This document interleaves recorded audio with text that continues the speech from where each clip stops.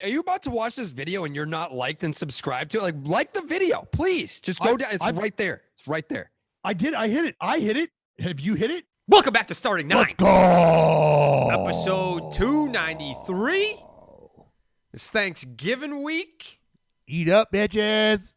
I think Wander Franco is thankful for the Rays giving him over $200 million as a 20-year-old. Imagine what not even me. What would 20-year-old Dallas Braden be alive today if he were given $200 million as a 20-year-old? Zero chance. No. Because I'm found. Well, I don't even know if I'm found, because I told you the minute that I get fuck you money like that. Yeah. At 20 years old. Yeah. No. It's over. It's over. Because I told you the game plan: buy an island, tell everyone to fuck off, and who knows what happens after that. Even at 20 years old, mindset very much that same. Like, I'm bringing friends. And that's going to be trouble for us too, for them too. So there's going to be a small population of people that are just not in a good spot. Who at that point, 20-year-old Dallas Braden, who's that guy bringing to a private island besides Brian Wilson? Oh, I mean, probably. I mean, just the homies from back home, the homies from the neighborhood for sure. That's a lot of money. It is. It's a lot of money. It is. You have to be. It's generational. It's generational wealth. Yeah, for 12 years. What is the official number? It's 12 years. 12 years, 223. 12 years, 223. Okay, 12 years, 223. At 32, at 32 years old, he will have been fully paid out a $223 million contract. Yeah, and then he at can 32. Go get more. Yeah. How old which are you is right a now? record. Which is How a old are you? record. How old am I? I'm 32. 30. Yeah. Imagine you just being on the back end of a $223 million Oh, I bender wouldn't right be now. here. I would not. I would have lost my mind even more so than I already have. If I had access to that kind of money, I'm not rich, but I'm not poor, and I probably spend stupid money like on stuff like I don't know what I would buy if I had $223 million. It just scales up. That's why, like, I really try to explain to people, like, everything that you buy that you're like, oh, fuck it, I can buy that because, well, that just scales up. And for some people, it's homes. They collect homes. Like, oh, I like beach property, so I bought a spot in Hawaii. I bought a spot down in Orange County. I got a spot up in the Pacific Northwest because I like to fish and like stuff like that. You just collect houses. You collect. It's not like, official. The until toys just Jeff become Passan bigger. tweets it, and here it is. Shortstop Wander Franco and the Tampa Bay Rays are in agreement on a 12-year contract that guarantees him around $185 million. The deal is worth a maximum of $223 million. It is done, pending small details. The 20-year-old is going to be a Ray for a long time. I don't know that I agree with that last sentence. Nope, I don't know if I agree. Just because you signed the deal doesn't mean that you're going to be a Ray for a long time. I think, Let me tell you a little story about a man named Evan Longoria. Yeah. Yeah. So, I mean, it's I think it's great that the Tampa Bay Rays that's the largest contract ever handed out to a player with his amount of service time, which is 1 year. Not even. Yeah, Not even 1 year of service time. No. I think the Vegas odds would have had the Tampa Bay Rays at maybe the worst odds to be the team to hand out that contract. So it's a good thing for them baseball. Are the Oakland A's? Them, the A's, the Guardians, The Pirates. I mean, that's kind of necessary. It's a new I'm day. just saying. It's a new dawn. It's a new day.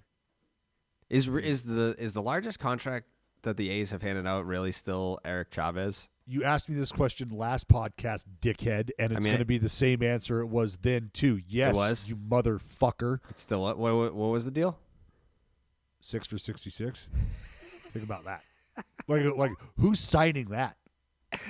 Like, I mean, me, but can we throw another number on there? Can we, I mean. What year was that? 2002? I think that was 02. That's pathetic. 02 or 03? Yeah, that's pathetic. Do you think they'll ever spend on like anybody? You think they just like haven't found their guy yet? Just being really careful about it. I don't think it's no. They've had guys. They've had their guys. Nope. There's just some other things at play, Jared. That's all. Yeah. Why don't they just? Do you think anyone with money will ever buy the Oakland A's? Like if there's ever just like this, there's a lot of. What do you mean anyone with money? Look, I've done a very good job over my time here. Just, my friend, look up the ownership for they have money. They have money. They just don't spend the money. Like I've said many times on this podcast, how a gajillionaire chooses to spend their money is beyond me. I just don't get why you would own a sports franchise if you weren't there to spend to win. No, I mean, like, it just seems like this is how I look at owning a sports franchise. The best way I can describe it is if you own something like a boat, you're a boat owner. You have to really like getting out on the water, and, really you have to like preparing to do that.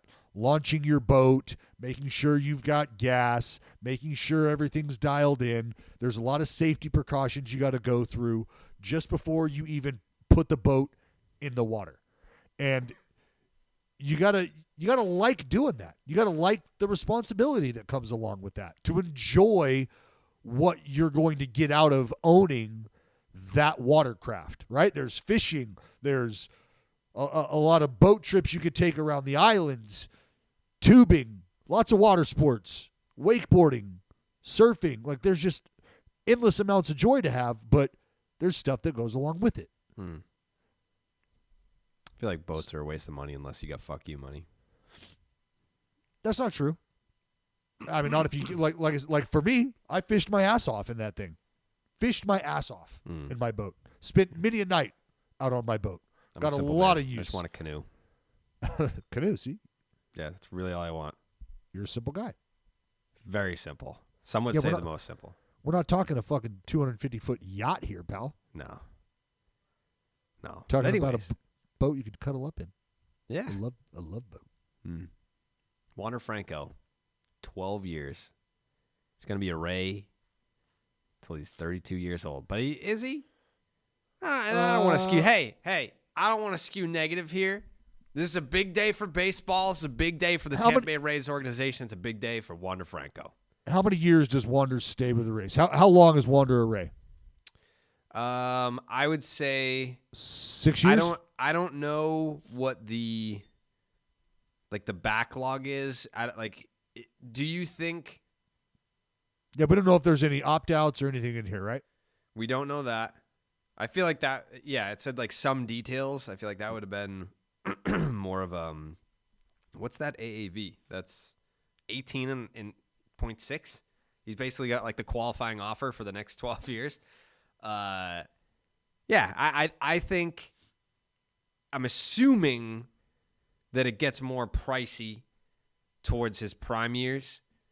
So I think they probably keep him for age 27, age 28, and then I'd be interested to see 29. Yeah, I'd be interested to see that if in this year they don't get, or in this deal they don't get a little crazy, not crazy, but structure it where maybe it's low on the front end, gets meaty in the middle during those prime years. It's definitely going to, because they're basically just going to be like, hey, look at your RB year 1, 2, 3, maybe 4, and we're anticipating what the ARB market's going to look like by that time, because it's going to be 5 fucking years from now. So they're going to taper off in they're going to taper off in year. We got 12 years, right? I think it's going to be tapering big off money in year 28. Year 7. Year 7 is going to be like 30. Right. Okay. So you've got year 7 being Yep. big money, and then I said year 8 tapering off. So that's perfectly aligned. Yeah. And you do that so that he becomes a more of attractive piece that you can move, right? Not as meaty on the back end of this if Wander Franco doesn't turn out to be Wander Franco, which it doesn't appear to be the case. Yeah, he's really fucking good. 104 days in the big leagues, and your boy's got $223 million cashed out. Yeah. I mean, oh, Jeff Passan tweet. Update with more details. Wander Franco's deal with Tampa Bay is for 11 years and $185 million. There is a 12th year option. There you go. And the total value could jump to $223 million. Okay. So it's 11 for 185 is the guarantee, and then the 12th year option. What's that math? I don't know. I'm not doing math. What's crazy or what's the option is for $38 million. That's his option. But I mean, you figure, and this is crazy to say, but it's not crazy at all. 12 years from now. Hey, you heard it here. Years from now, you think a $38 million 1 year deal with what the way that the market's going? Come on. And at like $38 million. We're already at the point, Jared, where it might be the equivalent of like $12 million today. Be like, yeah, of course I'm going to pick that shit up. We have witnessed, we've had the conversation about how crazy it would be if players started making, on average, the amount of money that we are seeing players now make on average. Now, not across the board, but those star guys that I talked about, that I mentioned. What if they make, I don't know, what if they make $40 million a year? Do you think that by the time, that's real. By the time Wander Franco gets to that 12th year option, which we don't know if it's player or team, let's just say it's team option, which would suck if. Oh, that's not a player option. I promise you that. The way that it's trending, like he could be worth $65-70 million on a 1 year deal by that point. At 32, so he's north of 30. Mm-hmm. I mean, playing a premium position. There's a lot. I don't know that we see. I don't know, man. I don't know that we see that. You don't know that we see $60 million? Well, I thought you had him like 65, 70. Did you not? Let's call it 60. A rough double. I feel like that's a lot of money for one guy. 12 years from now. Like a 1 year deal? Like think about how far we've come in terms of average annual value for these megastars in 12 years. Like I guess your question is, and this is what you have to answer, are the Rays 12 years from now, which is getting very difficult to ask, I understand, but are they going to be just one guy away from competing for a World Series, for a championship? Like, that's the conversation that gets had 12 years from now when you're picking up that option for that money. Are we willing to spend almost $40 million on a guy for 1 year of his service? So, like, that just for perspective here. Just for perspective. The top free agents 12 years ago.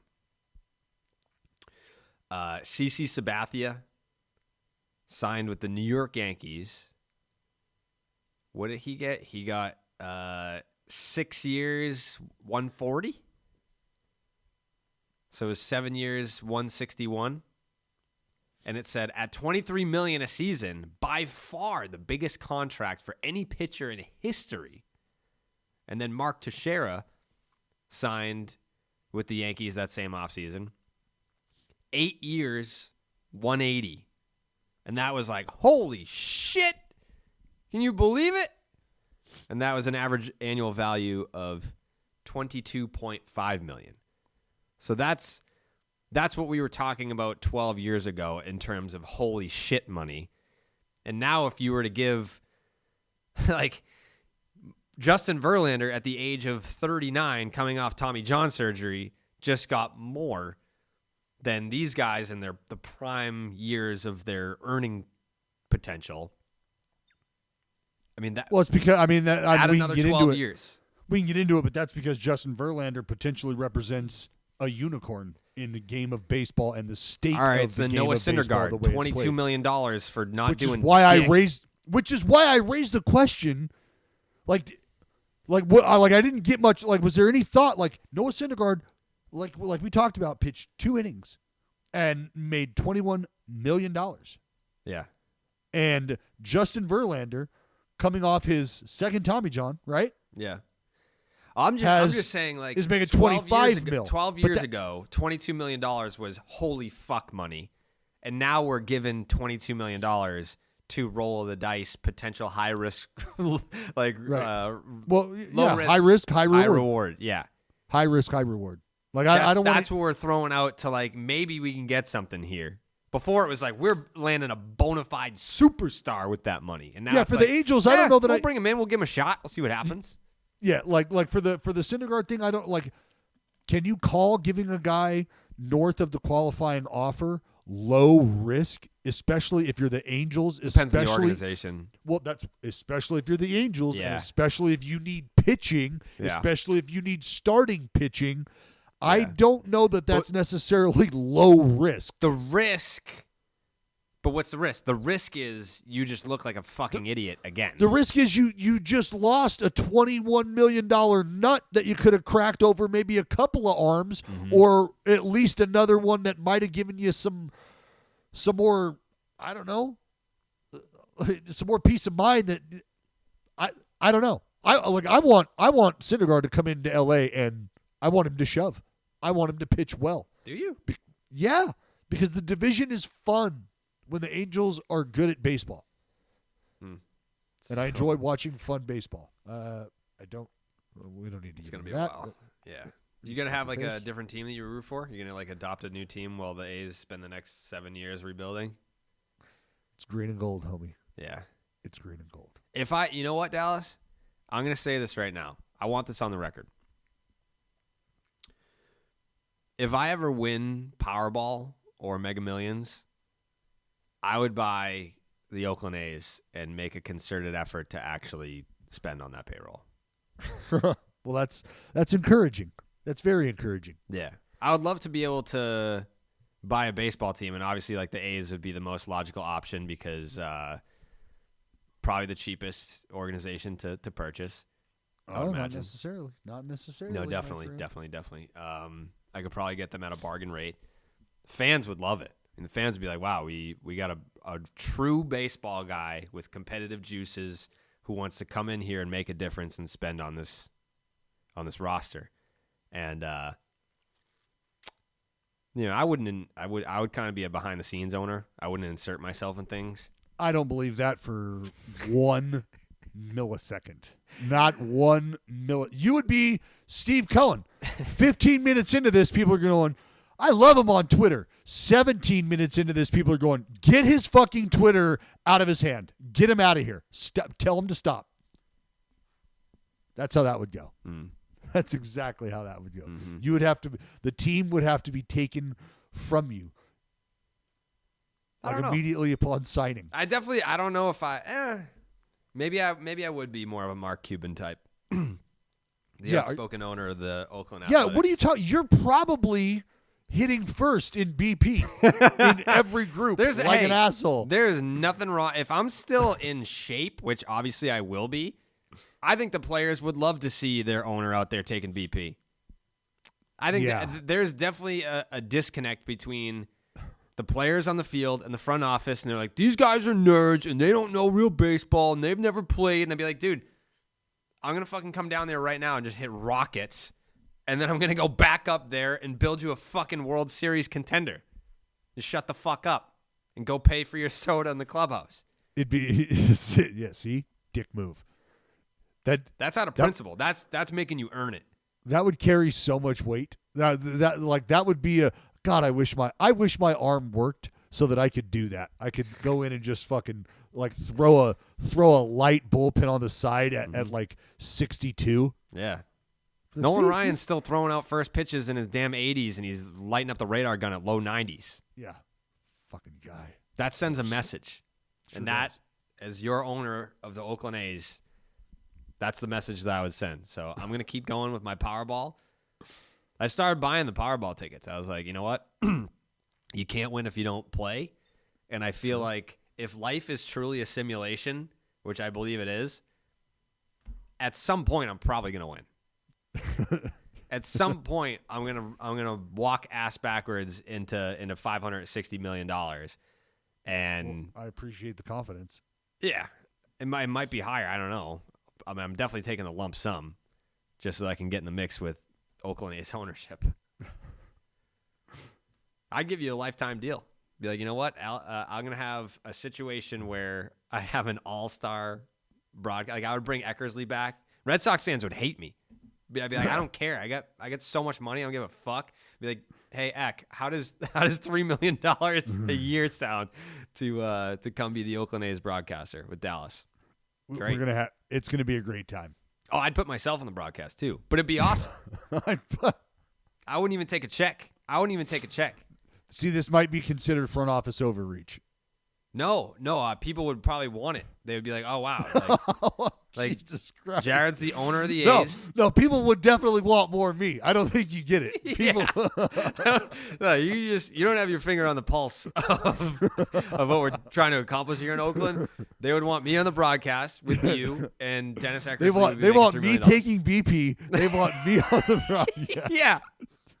Yeah, and you know how they have like in Miami they had that big old home run statue out there. I would just like have like a fucking like a 50-foot tall statue of me out in the outfield, and if someone hits a home run off of me, free hot dogs for everyone at the game. It would only cost like $85. Free hot dog. No, we got to go. Free hot dog with nothing on it and a fucking kid's chocolate milk. Yeah, sure. I mean, yeah, that's fine.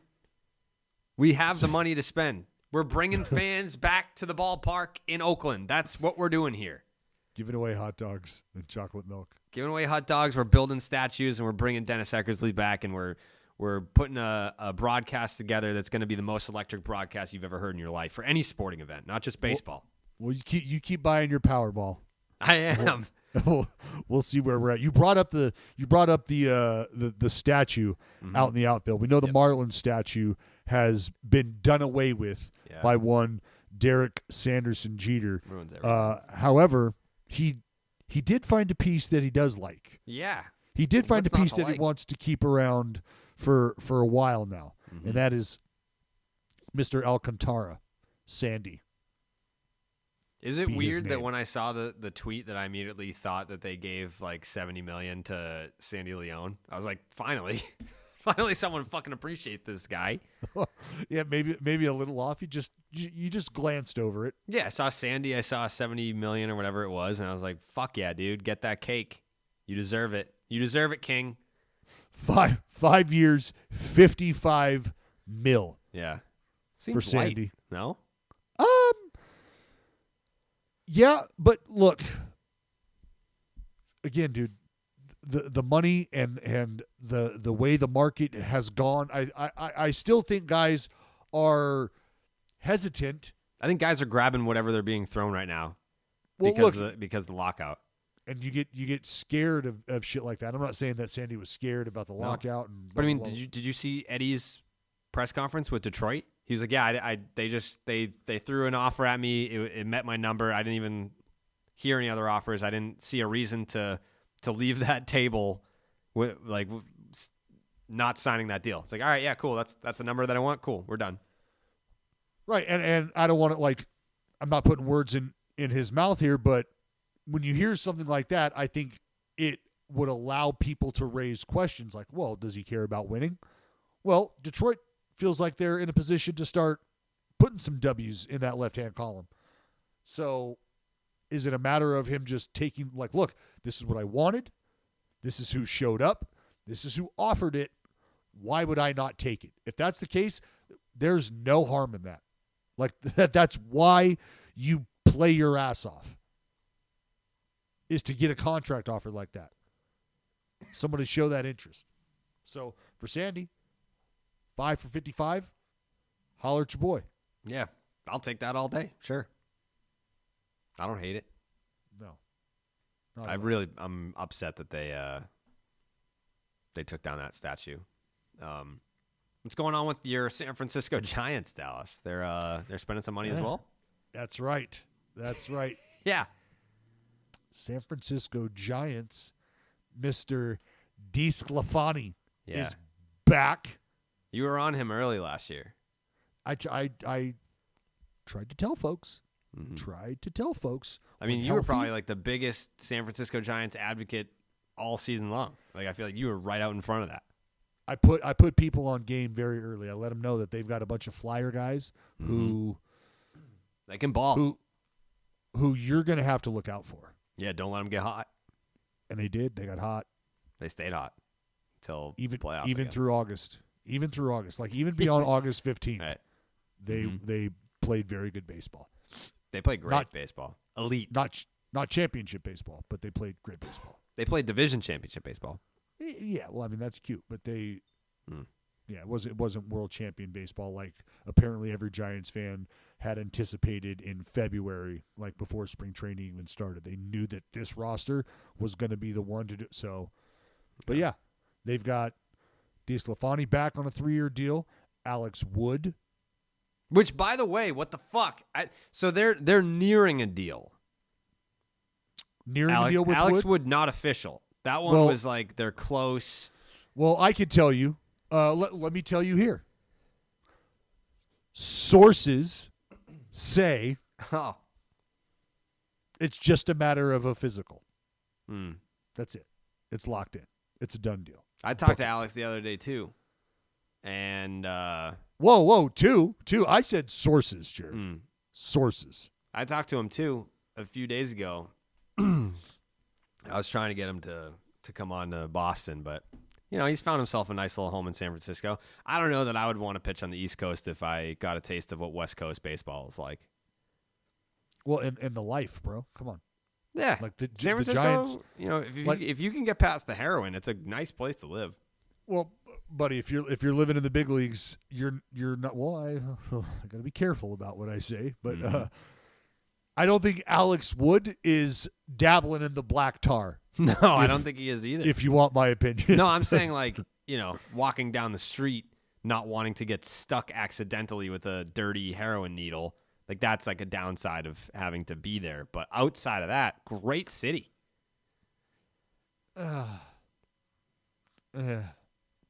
What? You don't like San Francisco? You're from fucking Stockton. It's the worst city in the country. San Francisco's filthy. You're from Stockton. Stockton is not filthy like that.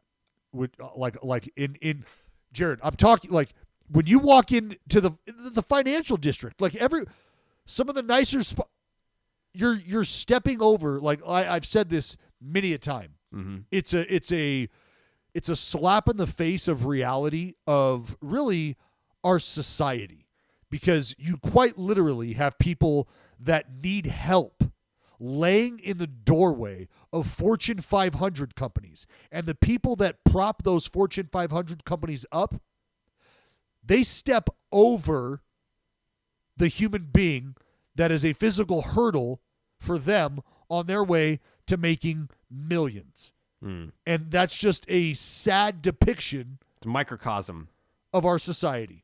And it sucks to watch. And I like walking to work you see that shit every day.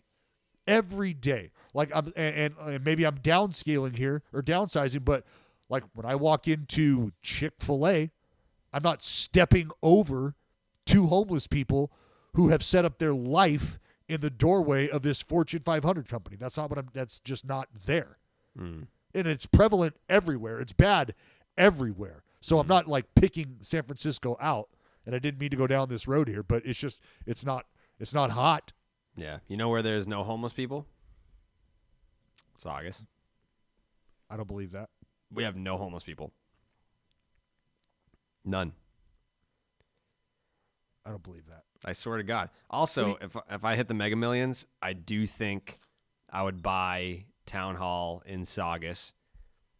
It looks like a castle, and I would dress up like the Beast from Beauty and the Beast, and I would just stand out on the. It's right in Saugus Center, so it overlooks like the busiest part of Saugus. So I'd just dress up like the Beast from Beauty and the Beast and just chill out on the castle. This is the owner talking. If I had a fuck ton of money, I'd buy the building in the middle of the town and just dress up and sit outside and stare down at everybody. Yeah.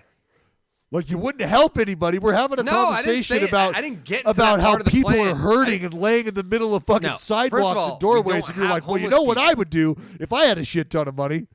I'd buy the sweetest building in the middle of the town. Oh, it's not even sweet. I would have to renovate it. I would have to modernize it. Damn, I'd hate for you to have to spin that Powerball you just fucking won. Yeah. Isn't that why you won it? Lightweight.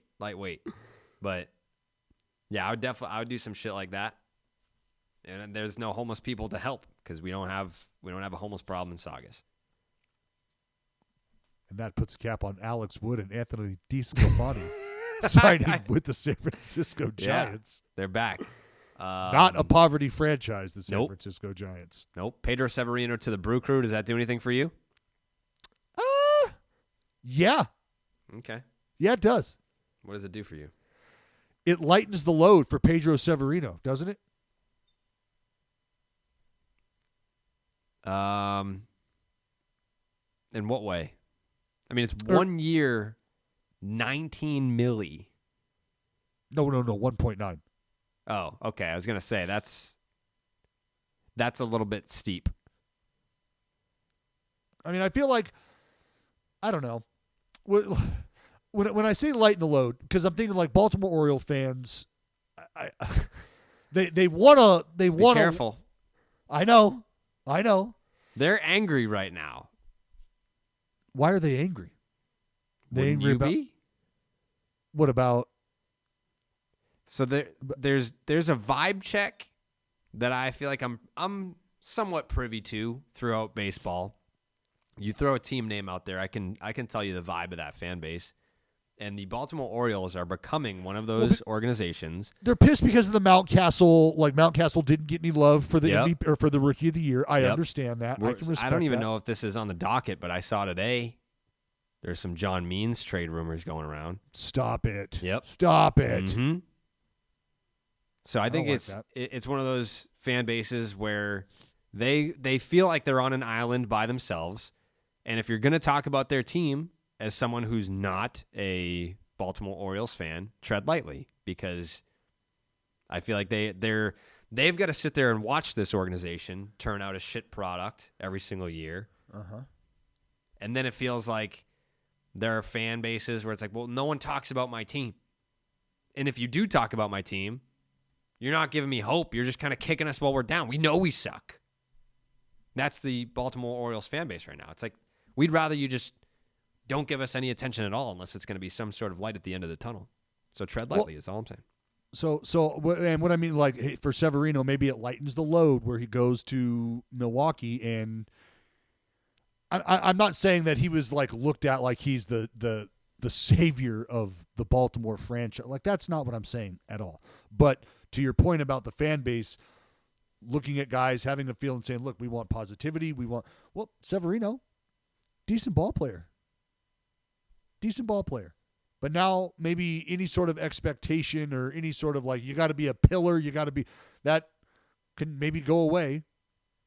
Just plays baseball, enjoys himself in Milwaukee. Who wouldn't enjoy themselves in Milwaukee? That's kind of what I was getting at. Yeah. If that makes sense. Loop.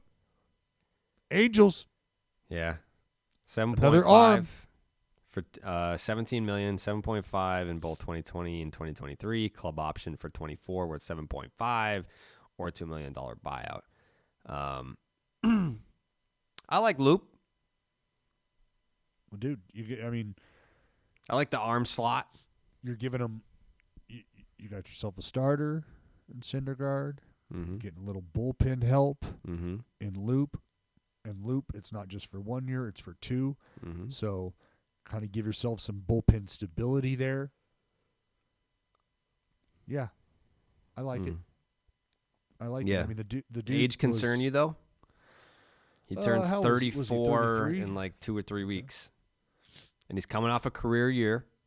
No. Sub No. 1 ERA. Almost on the dot 1 strikeout per inning through 56 and 2/3 innings last year. Yeah, I don't think the age scares me. I don't think any of that scares me. You a guy having a career year at 33 doesn't scare you, especially as a reliever. No. Okay. No. I mean, maybe it's just a matter of him finding something, settling in, getting comfortable. Like, how many innings did he have last year? I just fucking said 56 and 2/3. He also, this was interesting, left-handed hitters, just 2 Reverse extra split? base hits against him last year. Yeah, he's nasty. Yeah, he'll limit the damage against lefties. Yeah, I'm okay with it. The Angels need help, dude. They need arms. They need a lot of help. And look, we're not talking about them signing a random position player. That's still positive. Mm-hmm. That's still good news. Mm-hmm. But there is a random position player available, potentially. Maybe not a random position player. Clint Frazier, done in the Bronx. Fuck is all that? And they were Yankee fans, like Clint Frazier was like the it girl in the Bronx for years. It was always Clint Frazier, all he needs is an opportunity. This guy's an all-star player. And then he gets designated for assignment with Tyler Wade. And Tyler Wade was the name. Like when everyone quote tweeted, I saw everyone on Yankee Twitter quote tweeting the Yankees official announcement of all the DFAs. 98% was a heartbreak over losing Tyler Wade. I didn't see anyone being Clint Frazier, what? None of that. And this is a dude that they went to bat hard for. Yeah. This is a dude that I would love to see the notes over the years of how many times the Yankees got a phone call and were asked, what'll it take to get Clint Frazier? What the returns could have possibly been had they pulled the trigger on some of these trades involving Clint Frazier that they said no to. That I want to see. Yeah, those are tapes that are never going to be revealed. No. Lot of regrettable decisions, I would imagine. And that's not to say that I don't believe that Clint Frazier can figure it out and be a good Major League Baseball player. I think wherever he ends up. Well, how old is he? 26, 27? Yeah, he's still got plenty of time to get a job somewhere and figure it out. Clint Frazier is 27, and he'll be 27 for pretty much all of next season. September 6th is his birthday. So, yeah, I don't know where the best fit is for him, but I'm sure there's plenty of outfields that he could get 500 plate appearances and really contribute somewhere. Whether that's for a contender or not, I don't know. But if he had the consistency in the playing time, and maybe it wasn't in the Bronx where you've got Stanton out there, you've got Judge out there, you've got fucking Gardner out there for some reason. They're trying to move bodies around all over the place. Yeah, that's Oakland A's might need an outfielder. Yeah. Oakland A's are going to need a first baseman. They're going to need an outfielder. They're going to need a third baseman. Hey, whoa. I'm just saying, hey, as the future owner of the Oakland A's, this wouldn't be happening on my watch.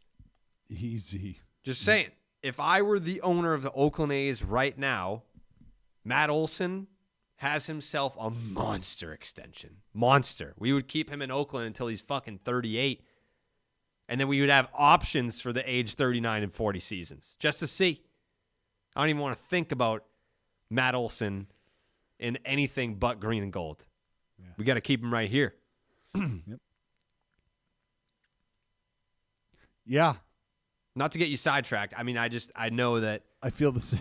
Well, the connection here, obviously, Dallas, is that there were rumors that there was going to be a Matt Olson to the New York Yankees trade, and it was from a fucking random person on Yankee Twitter, and everyone just kind of ganged up on this poor bastard. But I mean, you deserve it. If you're gonna be the dude on Twitter that's like, oh, I have sources and trust me, dude, and if I'll delete my account if I'm wrong. How many times do we fucking hear that? People that don't delete Manny Machado to the Yankees is a done deal. If I'm wrong, I'll delete my account, and then they're fucking still tweeting. Not to mention any names. But on this one, you don't have a name? No. Me? I didn't have Manny Machado to the Yankees. I know. I didn't say you. I said you don't have a name. Oh yeah, no, I do, but it's neither here nor there. But this one, Matt Olson to the Yankees, everyone was jumping in on it. It's a rumor that can be killed right now. Please. Yeah. I just did. Just killed it. You don't think it's gonna happen? I'm not talking about that. Okay. I'm just saying, and the asking price is astronomical, and as it should be. As it should be. Are you fucking kidding me? He's the best first baseman in baseball. He does not get enough credit for that. No. Like, the only thing that I think about when I think about guys like these dudes potentially leaving is what a treat it's going to be to watch them get introduced to the bigger, broader fan base of baseball. In what regard? They're going to be playing in a bigger market with just by volume more fans. And that typically bodes well for guys who are really good. People then realize just how good they are. So when I think about guys leaving one place and heading to a larger market, when I know them, I know what impact that's going to have, and it gets me excited. You know what my first initiative will be as the owner of the Oakland A's? Is there are so many – there's 30 Major League teams, and there are 50 states. We got to start making the Oakland A's the spot that's like the cool team that those neutral state fans are like, you know what? I may not be from Oakland, but I'm from Oklahoma. We don't have a MLB team. I'm an A's fan. That team's fucking cool. That owner is just cranking homers before every game. People want to go. People want to go to a game. Yeah, I don't know that people in Oklahoma are loading up the wagon and heading it all the way out west. And that's why we'll have a program where it's like, all right, let us know. Oh, you're from Utah? Are you building a high-speed rail with your Powerball? Because if so, then we can make that happen. What I'm going to do. Arteries from the new Coliseum to these places, to Middle America. Every single game, every single home game that we have in Oakland, I'm going to have a contest where it's like, you enter the contest, tell us how big of an Oakland A's fan you are, but you can't be from the state of California. You have to be from a state outside of California. So we're going to have Jimmy from Utah. We're going to have Mary from Montana. And we're going to have Dale from Delaware. And they're going to tell us why they love the Oakland A's so much. And then I'm going to fly them to Oakland on my private jet. I'm going to have a whole entire private suite for these out-of-state Oakland A's fans. We're going to make the Oakland A's the team that everyone loves outside of broadcasting markets areas. That's my whole plan. See, we just need to go about your Powerball a little differently. We need to start securing media rights. Because then we project that to whomever we please. Right. Yeah, we're going global. Yeah, for sure. Like, we're going to sign players from Japan like you wouldn't fucking believe. Like, we want to be like the green and gold is going to be the team. Yeah, like when you're Japan. watching foreign films later in life and there's the individuals that are huddled around the TV trying to get reception for that breaking news that's coming across. Well, right before the breaking news hits, they're going to be watching the A's game. Right. Like, we won't stop until Frankie Montas is on billboards in China. I'm here for every bit of it. Yep. I'm here for every bit of that. Yeah. That's we just want to make sure that you've got a manager in place. Right. To lead. I would fucking hire you. I don't care. I think you could do it. I think you could do it. I know I can impact a big league club. As the outspoken owner of the Oakland A's, I think my first order of business would be hiring you as the manager of the team, but still miking you up to do the broadcast. And then you can just use the cough button when you've got to like say some things that maybe we're not supposed to hear. But outside of that, do you think that you're capable of managing a major league team while doing the broadcast at the same time? Just giving some very pointed analysis about guys. And you know what I would do? As the outspoken owner of the Oakland A's, I feel like it would make more sense to move the broadcasts from NBC to like an HBO and let you say whatever you want.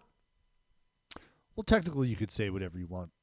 But then we were subject to fines and stuff like that, and that's money that could be spent on our out-of-state program where we're flying fans in on private jets to sit in the suite.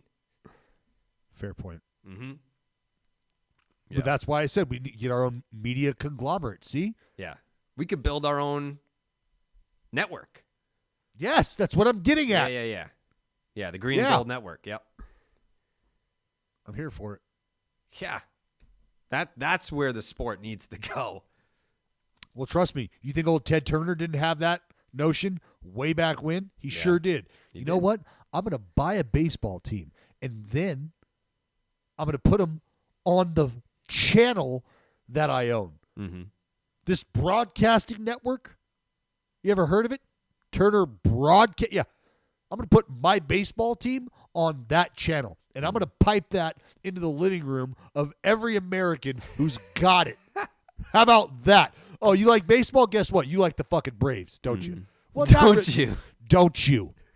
Don't you? Yes, you do. Channel 17. Enjoy your day. Do they still do that? No. Do they still do what? Do they still put the Braves on TBS? I don't know. I don't think so. I would.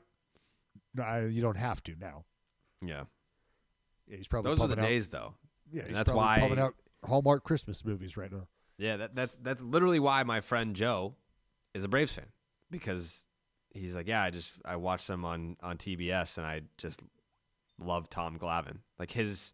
Yep. I've talked about this dude before. His screen names, like everything, even like his Instagram now, I believe is like his name 47. Like he still has 47 fucking everything because of Tom Glavine.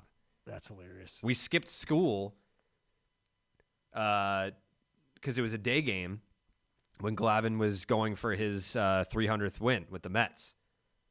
And we like skipped school to go fucking watch Tom Glavine. I was like, I don't really need that much of a push to not go to school today, but yeah, let's go watch Tom Glavine. We did. I love the randomness, but the fact that it's held true. Yeah. This whole time. Good for him. How excited were you when Alex Cora got extended? How extended did you get when Alex Cora got extended? It was procedural. You know, what are you going to do? Not keep him here forever? How stupid would Heim look? Heim's one of the smartest baseball executives of all time, not just active right now. He's one of the smartest of all time. Not just what? He's not just an active. Okay. Maybe your mic cut out. It felt like there was an extra syllable in active there. I said active. I felt like you said active. No, that's definitely not what I said. Okay, that's what I said. Maybe the mic cut out. Yeah. No, I said active. Yeah, it was a no-brainer. I honestly, there was no real reaction from me. It was like, yeah, no shit. I felt the same way. Yeah. I felt like it wasn't enough. I almost felt worse. I almost felt bad. I was like, what do you mean you're just picking up his options? Why didn't you rip up the existing contract and give him fucking 10 years? You're pissed he wasn't given the Wakefield. Yeah. Yeah. And that would never happen in Oakland. Not on my watch. old Powerball. Yeah. Old Powerball rocket. If I ever find a manager that we really love and believe in, he's gonna know, or she is gonna know that we believe in them. 10-year deals. Only. Just 10-year minimums? Yeah. Yeah. You go deep your first day being 10 years. Isn't that what we do? Like outside of sports, isn't that what we do in life? It's like, oh, you have someone for like 2-3 years, and then you're like, I want to die with you. And then you make that commitment to them. You bring in Alex Cora for 2-3 years, and you're like, this is the manager that I want to fucking die next to. Done. Lifetime deal. Why is it normal in dating, but it's not for a baseball team? I've been smoking a lot of weed recently, Dallas. Typically, hey, as someone who also dabbles, I'm into it, man. I'm totally into it. Like this is. Am I making sense though? No, you're making total sense, but I'm getting ready to break it down for you. Yeah. So you don't have the turnover in your life that you do in your baseball relationship. Like, you got to understand, you're dating your wife essentially, or your significant other, really without anybody else's employment status or relationship status affecting your status with your teammate. But enter baseball world, now you've got all of you got 26 relationships that are impacting one man's or one individual's relationship with those other 26 relationships, on top of front office dalliances every now and then, you know? Like, those are the folks that just come into town on vacation and they're just here for a couple nights, and hey, you never know, who knows? Like, that can impact the relationship. So that's why I could want to die next to you today and feel like I want to die next to you 30 years from now. But next year, you could forget my anniversary, a la pull me way too early in a ball game. And now maybe I don't want to. Now maybe I talk to you about it, and you're like, look, this is how this is going now. It's like, whoa, what? Who made you the bearer of this news in our relationship? Why do you get to dictate this? How do you get? So now, within a year's time, you've gone from wanting to die next to me to wanting to kill me. Well, that sounds like marriage. For sure. As a married guy, for sure. Yeah, you work through those things. Yeah, but you're absolutely right. Problem is, Jared, it's a little pricier in the real world or in life to just start acquiring free agents. Yeah. You know what I mean? Mm-hmm. Some folks don't survive that initial payout, that initial contract. Like when you got to rip that up and break the terms of the deal, you've got to move on because things just aren't working out. Very rarely do you see quote unquote ownership survive that. Yeah. Turnover is real. Turnover is very real. Turnover is real. Does what? Does Suzuki do anything for you? Yeah, actually. Seiya Suzuki? Yeah. I hope I'm saying that correctly. Seiya Suzuki? Yeah, that does move the needle for me. It does. So what is it? December 22nd? So that's the lockout's gonna fuck this up, right? Well, he'll be permitted the same amount of time if that takes place. If the lockout happens, the amount of time that he's permitted to be courted he will be given that time. Teams will be given that time. Teams can bid on him starting yesterday, correct? Correct. Starting yesterday, a.k.a. Monday, depending on when you're listening to this. We're recording on Tuesday. And then they have until December 22nd at 5 p.m. Eastern to bid on him. But the lockout is supposed to be December 2nd. Correct. He's 27. Yeah, but power bat. Japan's 2019 Home Run Derby champ. Hit Talking 38 almost 40 bombs. Yeah, almost 40 homer pop. Yeah. I mean, look, he's 27 years old. Dude's got 182 homers, over 550 RBIs career. He won the fucking batting title. Yeah, I was going to say, he can hit for average and power. That's pretty nice. Yeah, he's a 4-time All-Star. Mm-hmm. He can pick it, 3-time Gold Glove winner. I mean, love that. You're getting a bona fide dude. Yeah. It's a fucking guy. He was on the gold medal team for Japan. Yeah, starting right fielder, right? Yep. There you go. They beat the United States. Yeah, he hit a bomb in that game. He hits a bomb every game. Yeah, so I'm excited. I mean, the fact that the Red Sox are linked to him is exciting. Are they interested? The Interest They Kings are interested? They are interested. Who saw that coming? We're interested in if you're available, we're interested. Come on, talk to us. See that coming a mile away. You can see that's just sitting on your bare bottom. Ooh. I You see know what you're about that wearing bare now. bottom. You know about that bare bottom. Yeah, I do. Bare Bottom is on a mission, Dallas, to make the most kind. I think that they're successful in this mission, by the way, but that's They're just winning. my opinion. They're winning. They're on a mission to make the most comfortable made-to-last menswear while giving back to the communities while their clothing is made, where their clothing is made. I love that. Comfy season is here. I don't really get out of comfy season, if we're being perfectly honest, but I know that universally, this is kind of comfy season right now when it starts to get a little bit chilly. Maybe you don't want to dress all fancy.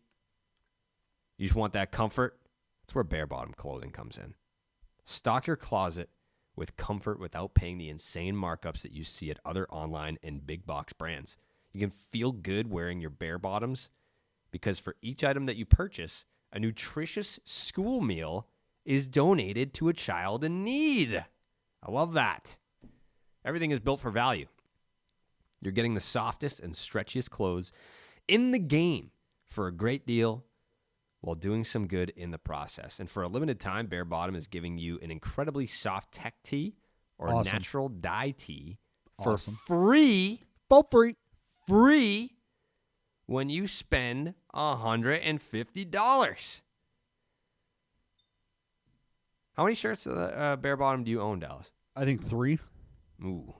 And they're all soft. Very soft. Very comfortable. You ever sleep in them? No, because You I sleep naked. Yeah, we know. Yeah. Yep. Yeah. But if I did, start what? I sleep in my bare bottom, Jared. You knew. Yeah. Yeah, you do. Duh. Obviously. Their Black Friday sale, it already started. And It's already popping? Yep. It's their biggest one yet. And you can now get up to 25% off site-wide by going to Bare Bottom. Bear like the animal, Dallas. What does a bear sound like? They growl. Rawr. BareBottomClothing.com.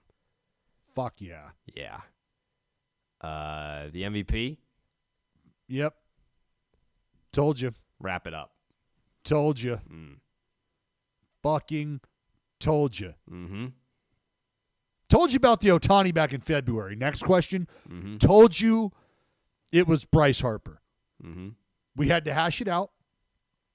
We just had to talk some numbers. Yeah. We got And there.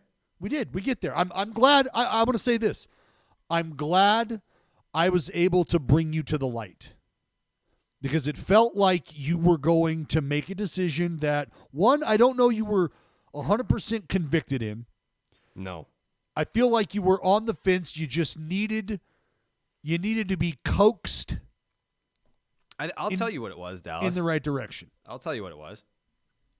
I've just become conditioned to believe that the voters will look at who led the league in wins above replacement, and that's your MVP.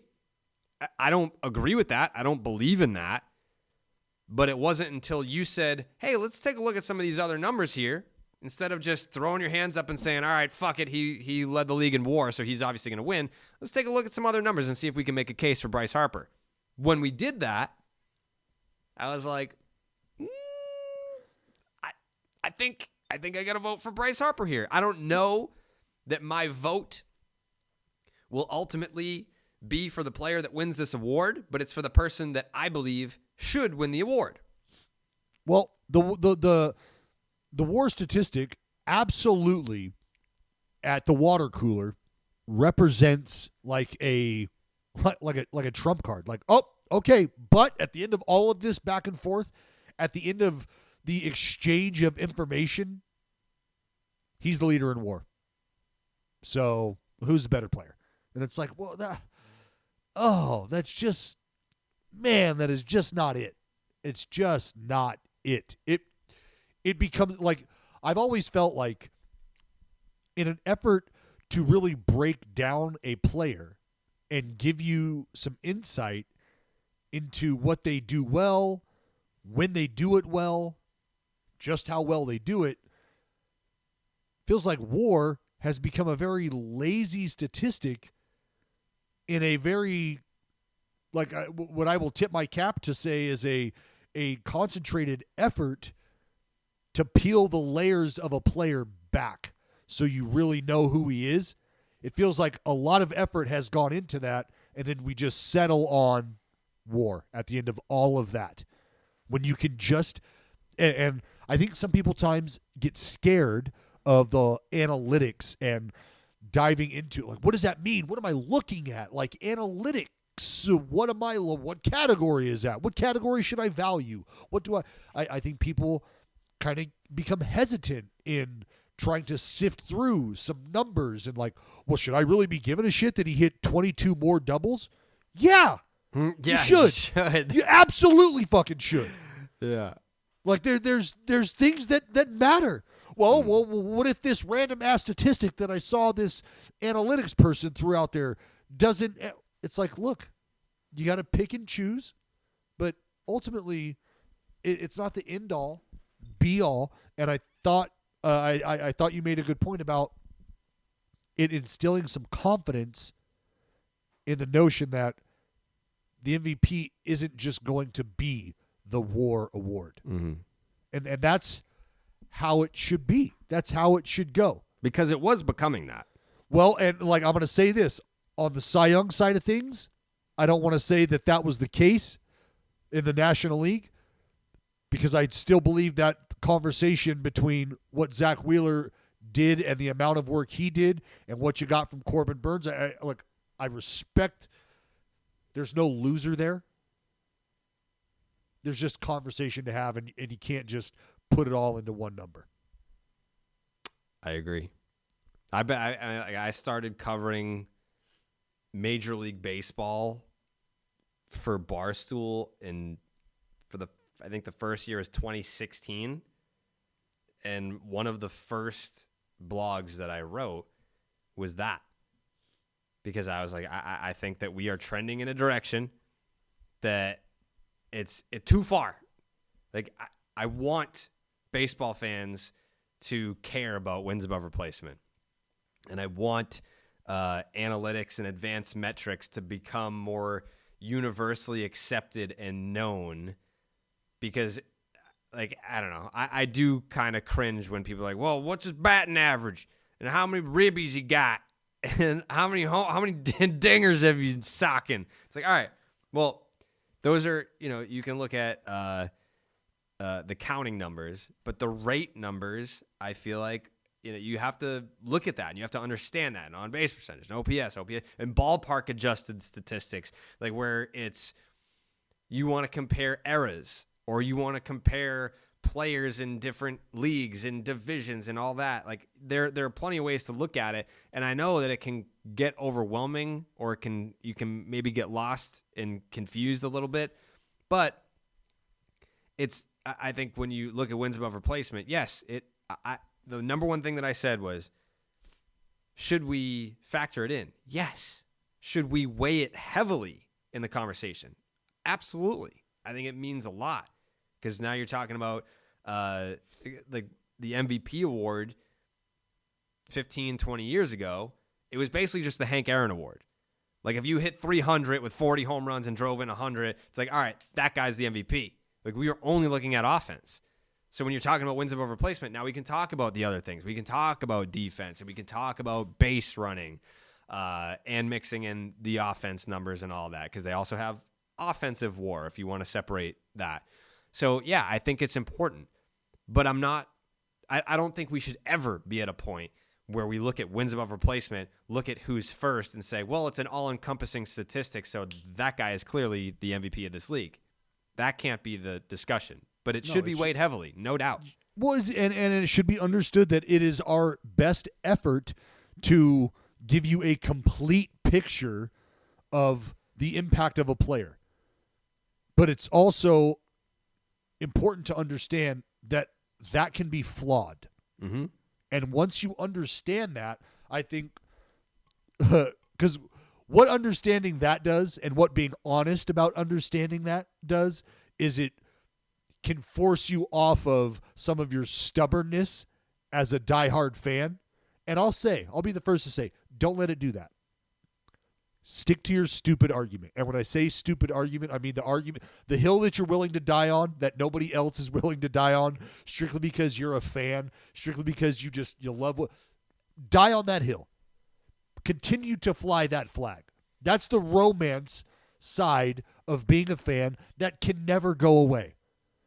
So please just tell me in so many words why John Olerud is your most offensive-driven first baseman the game has ever seen.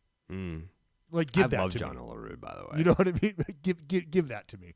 I'm here for that. I understand it, and I don't want that to ever go away. So, yeah, it's just it's a conversation. It's a conversation that I don't know is going to come up later, Jared. We're going to get to it because we've got an interesting conversation to have. Understanding that going through and dealing with some of the analytics and stuff, that can cause stress. Real life can cause stress. And we got ways to help you out. Our friends at BetterHelp have ways to help you out. Jared talks about this all the time. We talk about getting help, just getting it off your chest. Sometimes it's great to be able to do it in person. It's great to not have to be in person. There's a lot of different ways to go on about it. But the best way to think about therapy is really through a bunch of analogies. You get your car tuned up. You get your car worked on. That helps prevent bigger issues down the road, right? Well, you see what we're getting at here. You get annual checkups. You go to the gym to keep that temple in tune. Well, physically, you're taking care of yourself. We can do the same thing mentally. Going to therapy is like all of what we just talked about. It's routine maintenance for your mental health, emotional well-being to prevent bigger issues snowballing down the road. Can't have that. We're trying to avoid those avalanches. Therapy doesn't mean something's wrong with you. You're not crazy. You're not a weirdo. We probably are a weirdo, but we're all fucking weirdos. And that's why we got to talk to somebody, is when your weirdo level starts to get to a point where you're like, I think I'm pretty weird right now. Share it, man. Share it. Let somebody else help you out. That's the idea, is there's better help out there for you than maybe some of the old ways you've been doing it. And I promise you, Barstool Sports agrees. They're offering BetterHelp services to our employees. Everybody here. Added benefit to help take care of your overall well-being. BetterHelp is also customized online therapy that offers video, like we talked about, phone, live chat sessions with your therapist. So you don't want to see anybody on camera? You don't have to. Boom. Box it out. Just get to chatting. It's much more affordable than the in-person vibe. And right now, you can start communicating with your therapist just under 48 hours. 48 hours. You're going to get a talk. You're going to get a call back. You're going to get help. So why not invest in everything? Body, mind, and soul. This podcast is sponsored by BetterHelp, and our listeners right now will get 10% off your first month. 10% off BetterHelp.com/starting. That's BetterHelp.com/starting. We got a couple little surprises coming up for you. We got Geoff Blum, former big leaguer, who's now a broadcaster for the Houston Astros. He made his starting nine debut before we started recording this podcast. Really interesting conversation. Even if you're not an Astros fan, I feel like the Astros have kind of just transcended baseball in a way, or at least individual team. Like how, it's a regional sport. Baseball fans, for the most part, if you're listening to Starting Nine, you care about other teams and you care about the conversations that are going on in other markets. But most baseball fans only really give a shit about their baseball team. However, since the whole 2017 thing, I feel like if you're an Astros fan or not, you've taken an interest in the Houston Astros and what's been going on with that organization. Because we like the drama. We like the bullshit. And Mr. Blum, we had a conversation with him as someone that's on the front lines over there in Houston. And I found it to be quite interesting. Someone that I would love to have back in the near future. Yeah, he's a dude that, I mean, like, honestly, that interview could have gone 2 hours. Yeah. Easily. Mm-hmm. Easily. I put him on the spot, too. And he answered. He did. And he answered. And that's why I say, like, Astros, and I've always felt this way about Blummer, too, is they've got a treat when they watch ball games. He's great at what he does. He cares about what he does. He cares about the players. And I think all of that comes off very well. And he does a great job of being a homer to an extent, but also understanding the reality of the situation and the state of the franchise. And I think it's a great interview that folks who have any sort of thought about the Astros or whatever, you get a little insight. So that was fun. So without further ado, Geoff Blum. All right, starting 9 debut for Geoff Blum, Astros broadcaster, former big leaguer, very much like our own, very own Dallas Braden right here. First question I got to ask you, because you hit a home run in the World Series against the Houston Astros. Everyone now wants to talk about Minute Maid like it's one of the loudest ballparks for the postseason. Why didn't it have that reputation? Do you think it definitely didn't have that reputation back then? How big is the difference as someone that's played in a World Series there and now broadcasted? First of all, I appreciate you guys having me on. This is an honor for me to be on here and talk with you guys. But, going back to 2005, there was a little bit of controversy before that Game 3. We knew going into Game 3 in Minute Maid Park that the roof was going to be an issue. We had heard rumors that it was a decent ballpark with that roof closed. And having played there in 2002, 2003, I had a pretty good idea. When that place was sold out, you could feel some of the vibe that was in there. And we anticipated the World Series would probably bring a little bit extra. And lo and behold, our good friend Dud Seelig stepped in and opened up that roof, and the rest is history. So it's kind of interesting how now it's a real factor, but back in the day, it was a little bit, but it wasn't nearly what it was considering what they've been going through these days. Yeah. Now, why is that? Yeah. I just think it's the amount of games that are being played in that ballpark in the postseason now. I think that they started to feel that a little bit in 2015 when they played the Kansas City Royals and they had 43,000 people in there, and they could start to feel that energy. And they obviously have a good group of guys in there that are playing extremely well and get these fans fired up. But there's definitely a different vibe around this team, I feel, now than there was back in 2005. I think there's a lot more excitement and a lot more vigor, shall we say, around this current Astros team than there was back in 2005. Now is that, and look, we're not diving into the scandal and all that stuff, but just understanding that is something that happened. Does that have the impact, the difference between the clubhouses or the difference between the vibe that even the fans kind of take on, right? Because look, let's be real. And this is one of my favorite things about the Astros fans these days is some of them just don't give a fuck, and they will fire their arrows. They don't care. We got a dude who is trying to move in with me and Jared both in our DMs daily. Freddie, you son of a bitch, we know where you are. But there's a difference, and I just want to know from like Jared said, a former player perspective, but now these dudes on a personal level, but you see the fans and you see how they embrace them each and every day. That's not something opposing fans get to see. You know what I mean? Yeah, no, they don't. And opposing fans are obviously going to view it differently when they do see the Astro fan. Now, the fan base is a little bit different. Dallas, you and I know this now, having played in the game. Oakland's one of those fervent, festive type fan bases that really get behind their team. And outside of Oakland, you look in and you go, those damn drums, I wish they would shut the hell up and just watch the game. But at the same time, if you're in Oakland, you're like, dude, I love those bleacher creatures out there banging away.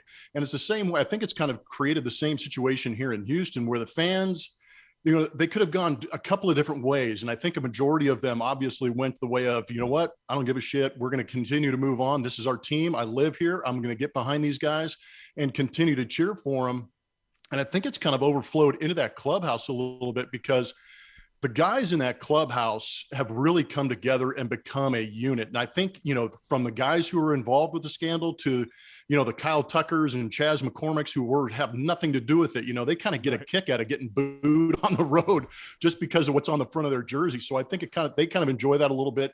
It's brought them a lot closer, but I guarantee you a lot of those guys in that clubhouse, if you nailed them down without a microphone on and said, hey, what does it mean to you to have these fans backing you up no matter what? I'm sure they would absolutely love it and say it kind of encourages them to go out there and even play even harder in some of those situations. What do you think it's going to take for people to finally move on? I wish you guys could answer that question because I'm on the inside. I think it's got to be. I think it helps if Carlos Correa signs elsewhere, but Altuve is still a lightning rod for it, and I feel like Bregman doesn't get as much. Like he's not on the radar as much as those two guys, but he's still on the radar. So, and they're both locked in. So why does Altuve get? I mean, I know we're going off on a tangent here, but why does Altuve? It always kind of piques my interest. Why is Altuve the lightning rod for it? Is it because of the MVP? I think so. Because me personally, I don't think Altuve cheated. I appreciate you saying that because I feel the same way. Well, yeah, I don't think it's that, and then I think because he became the poster child for the what's under the shirt, grabbing that's what it was. That whole thing that true. Mounted like true. that right there is what. And Blummer, like I'll say this, and you can agree or disagree with this, but my whole take has been the whole entire time has been if the fans or if people knew if they had a name. That if they knew that player X was standing there with a bat banging it for player Y, then that might satiate the appetite of the mob. I still don't even know, but I think that would be like if that happened, you'd be like, okay, there. Can you move on now? And like Jared and I think on this podcast have, in my opinion, done a good job of absolutely skewering them early on, and then trying to get people to understand like. At this point in time, you do have to move on. At this point in time, you've got to understand there's a game that has to be played. These guys are going to leave town. They're going to break up at some point in time, right? The band's not going to play until they're 50 together. That's just not the case. No, it's not the case. And I'm going to try and enjoy it as much as I can because like you said, 2017 has its lore around it already, but moving on from that, 2019 might've been the best offensive team I have ever seen on paper and in person, considering what they went out and did, setting franchise records and all of the peripheral numbers that you want to see, 107 wins. I don't think we'll ever see anything like that. And then continuing to see, guys like Yuli Gurriel go out and win a batting title at age 37 gives you some idea of how good he actually is. Carlos Correa is about to get broke off an insane amount of money. And it gives you an idea of how good he is. And it's kind of funny to me to see, everybody will hate on him, but the second you have a chance to write that guy a check and put him in your lineup, you're going to go ahead and do it. And unfortunately, Alex Bregman and Jose Altuve are probably the two, and Yuli Gurriel, I guess, to a certain extent, are going to continue to play here in Houston and try and work off that stain that is on their record and just continue to play well. And hopefully, like you said, people do move on. How special has it been to watch that infield do what they've done together? That because I don't think people truly understand. I think they did a decent job of kind of highlighting what the group has been through together, even in the postseason. But I still feel like they were sort of like they were robbed of being able to tell the world like what this dynamic infield together has done. Like you have the floor.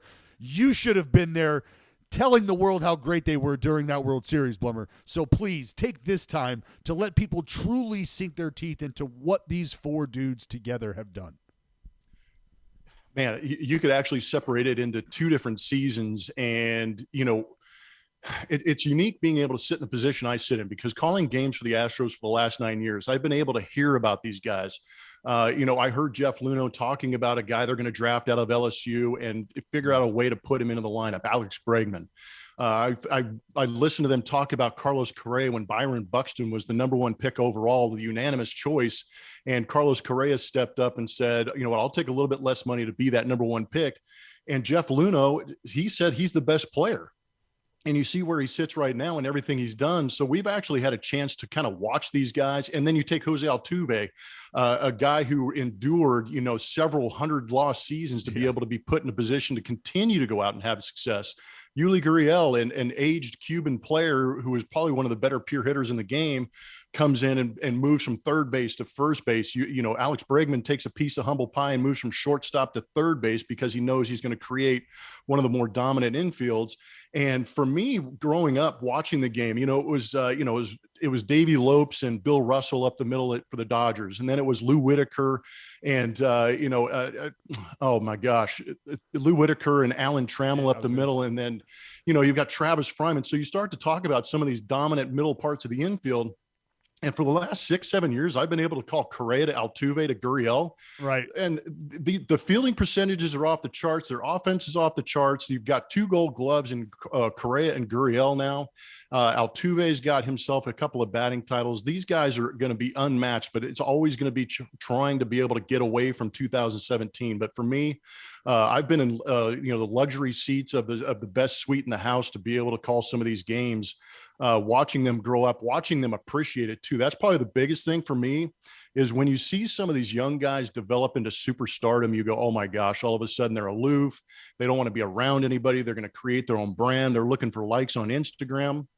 But to a man, all the way around the diamond, from Bregman to Correa to Altuve to Yuli Gurriel, I've been able to get on the field and talk to these guys, and they've come over and asked me how my family is doing.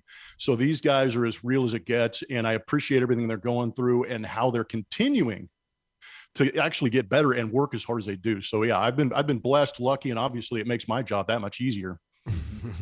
Are we sleeping on the Houston Astros as a landing spot for Carlos Correa, or is everyone just kind of, because I mean, the more that I read with the Yankees not being super engaged in the shortstop market overall, you had the meeting between AJ Hinch and Correa when they had breakfast that turned into lunch, that turned into dinner, that turned into spooning for sleepover. There were s'mores. There was s'mores, Blummer. When there's s'mores, it's damn near a lockdown. Yeah. There was a cognac involved. Yeah, right. I mean, the more I kind of look at it, the more I'm like, it wouldn't shock me at all if it was just like kind of like what happened with Justin Verlander, like, surprise, I'm actually coming back. Like, yeah. Do you get that sense at all? It's hard to differentiate, the fanboy in me wanting to have Carlos Correa be here, and then the realistic side that said that this guy deserves the money he's been able to go out there and earn. But at the same time, with the CBA agreement coming up, and really, that shortstop market, I think, is still trying to figure itself out. I think some of these owners are trying to poke around and see what's going on.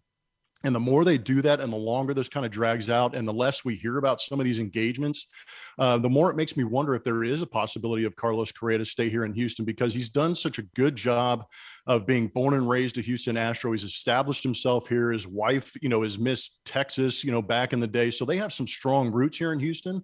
And those are all things that sound fine and dandy and great and glorious and would make the decision easy for us common folk. But this is a guy that is on the verge of superstardom. And I think he's trying to figure out where he wants to go. The conversation with AJ is interesting to me because they had such a unique relationship. AJ was one of the more unique managers, I think, in baseball, because having conversations with him, he was a guy that always, the strategy of the game is going to take care of itself. Your personality is going to come out a little bit, but certain parts of the game will dictate how you move through a game. And I think AJ is very good at that. AJ constantly told me that he is trying to find ways to motivate these guys individually for 162 games.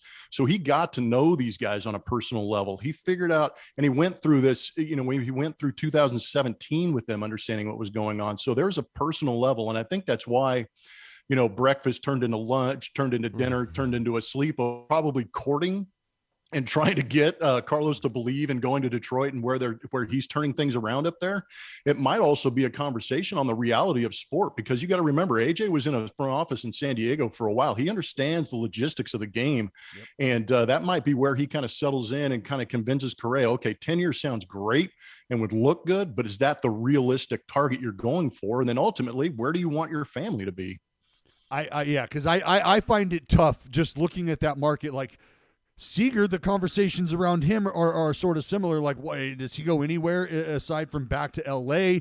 Could you imagine plugging a Seager into that lineup, into that clubhouse? Are you waiting for Marcus Semien to sort of become the runner-up in these sweepstakes and think that you can move him back to shortstop, get him on the cheap come? Like, there's a lot of different angles.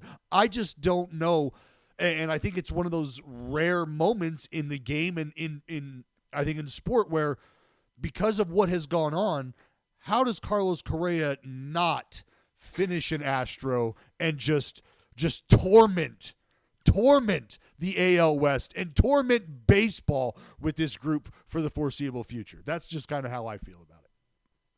No, I appreciate that. And you have to take that into account, because I guarantee you one of the guys that probably called Correa after the meeting with AJ Hinch is Jose Altuve. Right. This is a What's going on, bro? Yeah, exactly. Where are you going? Why are you talking to him? I know he's not in our division anymore. I'd love to go with you, but maybe we should stay here.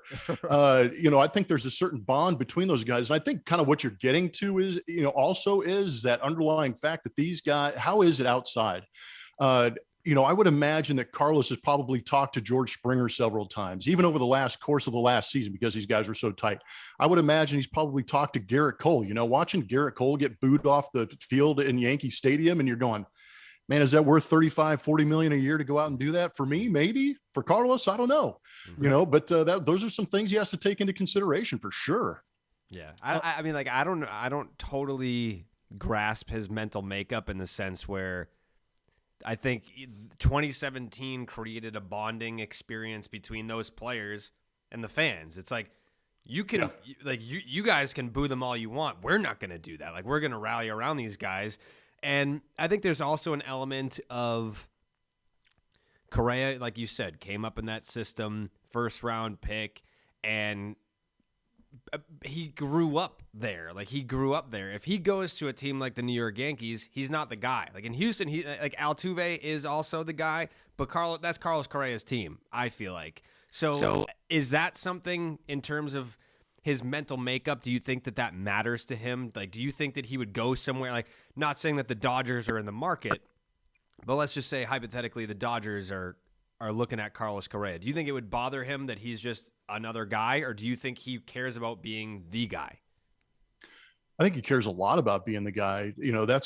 That's where he kind of grew up here when 2020 broke in spring training. Who was the one guy that stepped up and had the words to say and try and shut down the entire world is Carlos Correa. And that's one of the things that I was kind of curious about watching his development. Of course, he's going to be a generational type talent at shortstop. He's one of the best right-handed hitters in all the game. He's doing all of these things and he's getting all the accolades. I think what he ultimately did in 2020 is turned into that vocal leader. And that kind of shocked me a little bit because, being in some of these clubhouses and watching some of the really good leaders, some of them were really quiet and some of them led with their bat and did what they did. But Carlos has really taken both bulls by the horn and said, you know what, I can go out there and perform on the field because I'm comfortable enough talking in front of the media and then going out and backing it up. I think that's what makes him incredibly unique. And if he does get unplugged from this clubhouse, will that be able to go somewhere else? And what's going to happen to the Astros when you take that voice and that leadership out of their clubhouse? It's probably one of my biggest concerns. Because Altuve is a guy that he's going to lead by hustle and example, but he's not one of those guys that's going to go out to the mound and talk to a Framber Valdez or pull a Jose Siri off to the side and say, hey, man, next time you throw that ball in, it's got to make sure you hit me in the chest with that cutoff because we can't allow a runner to take 90 feet. This guy's incredibly cerebral. He's got great leadership. And, how does that translate when it does go into a Yankee clubhouse or a Dodger clubhouse? I think it'd be very hard for him to move into that Dodger clubhouse, even at the price tag and ability that he brings with it, to be able to all of a sudden become that vocal leader. It might take some time to develop that because he does. I mean, you take that 2017 and all the scandal aside, he brings in a lot of luggage because this guy is a high talent and high vocal type guy. And he's also got a huge MMA podcast that I know Jared is probably the number one fan of. I love it. But all of that right there leads me. It's a beautiful segue to the impact of our man, Dusty. What was your thought the minute they bring Dusty in? Because the minute, the ink wasn't even dry and I was letting the world know that I don't care who else signs during this.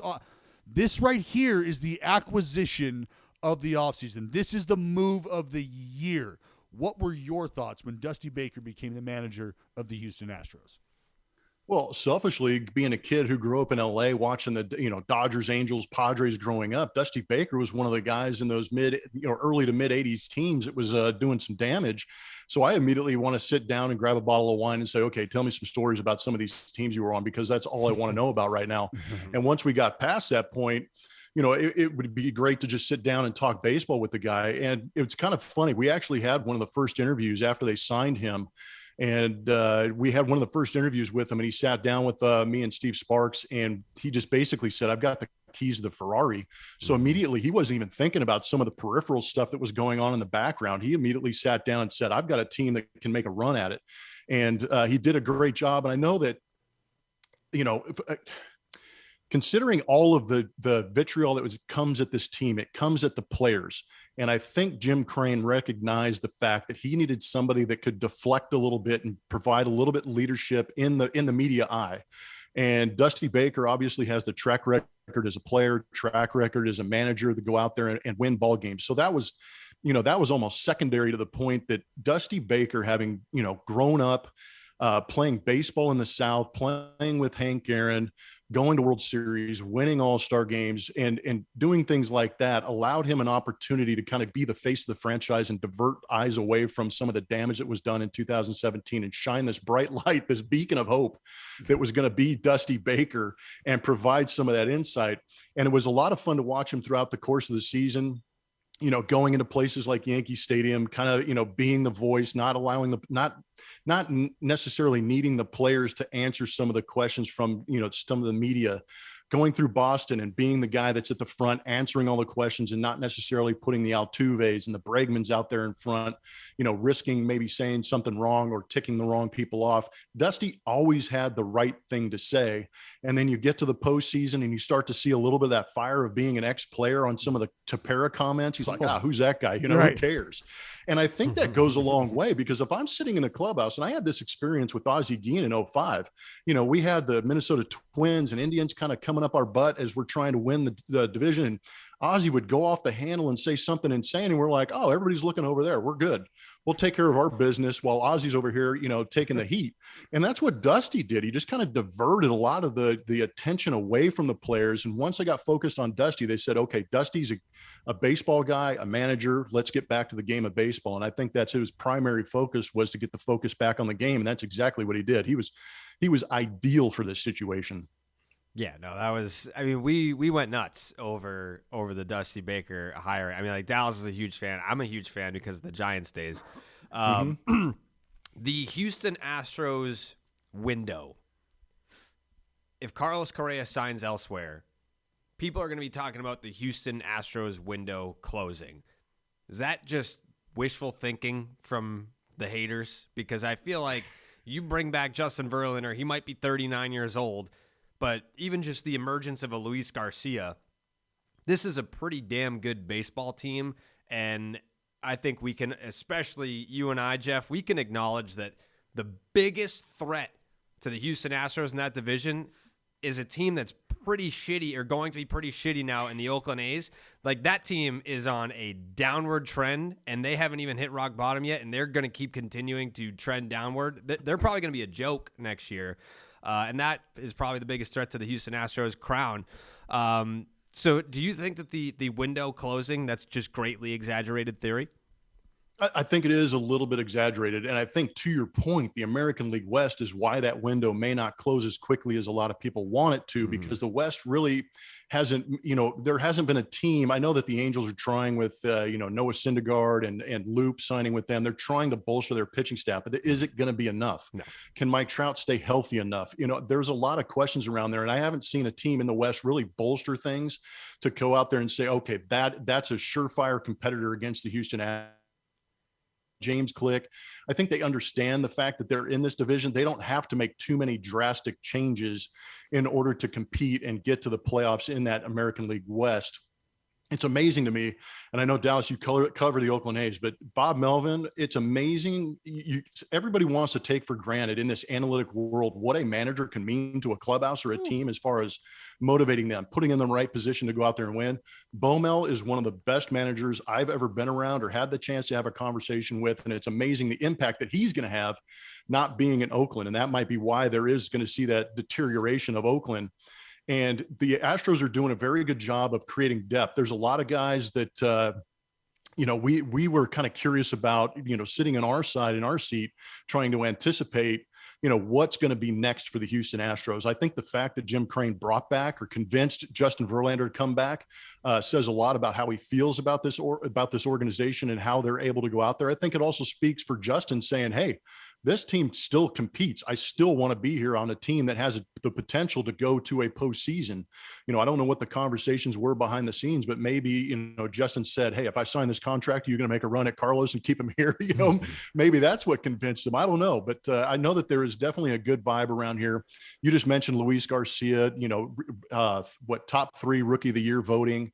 Jose Urquidy's a guy, when he's right and healthy, he's able to, give you 6 innings strong. Framber Valdez continues to show flashes of brilliance. And then you've got Lance McCullers. When he comes back, you've got a bona fide 1A, 1B when you've got Justin Verlander and Lance McCullers. And if you get to that back end of the bullpen and you're able to bring back a guy like Kendall Graveman and some of these other guys, oh my, yeah, they've got the pitching. And even without Carlos Correa, a lot of concern last year without Springer. How are they going to be able to continue to score runs? They found a way. And I think they'll still be able to find a way to compete. It may not be 6 runs a game, but if they're scoring 5.5 runs a game, they're going to be perfectly fine. Thanks for just crowning. Thanks for crowning the Astros, the 2022 AL West champs. I really don't have. I don't have an argument against it right now. All right, no, I'm not that guy. I'm not that guy. No. Why is, and you've had a great opportunity to cover one of the game's great characters. Why is Zach Greinke the guy we all want to be on a deserted island with, even though he, at a moment's notice, would get up and leave our ass like right now? But why is he that? Because in 2020, and I'm sure you saw this, Blumber, when he came, when you guys came to town, he was sitting in the stands by himself and he's pitching. Like, this is in between innings. He's not in the dugout. He's like in the 3rd row, seat K, just hanging out by himself. I think Astros, it was just incredible to watch him like maneuver in the baseball world and in a pandemic baseball world. But then just some of the stuff that he's doing on the mound with the flash, like, he's just a beautiful character. What's it like to have that front row seat day in and day out with that guy? It's highly entertaining. And I think that's why he would be the guy that's going to be on the island with you, because for one, like you just said, we sat there, we literally had a camera trained on him for a couple of those broadcasts when he would be in Oakland, because he would vacate the dugout. He would vacate the field, sit in the stands next to a cardboard cutout and be perfectly content and go out and deal. That's what kind of blows me away. Cause as crazy as he seems, he knows exactly what he's doing. Oh yeah. And he knew going up there was going to get him the attention, yet he's got all the attention and still continues to go on the mound, pitch extremely well and go out there. But I think also the fact that he's incredibly cerebral. He's incredibly in tune with the game and the brutal honesty that this guy brings. Cause I guarantee you, in all the stories that you guys have read or heard, is that you can go down to the end of the dugout and after throwing 6 shutout and you give up 3 hits, and Zach would go over there and go, man, if you didn't make that pitch, you wouldn't have given up that 3rd hit. I mean, he would bury you on your best days. And I think for me, that's kind of entertaining and kind of fun to deal with in the clubhouse. But at the same time, I also feel like you could talk to him. I've seen him have conversations from anywhere from Luis Garcia to Lance McCullers, and it's always engaging. It's always something to see. The dude can flat out hit. So I'm sure that hitters are going over there and going, hey man,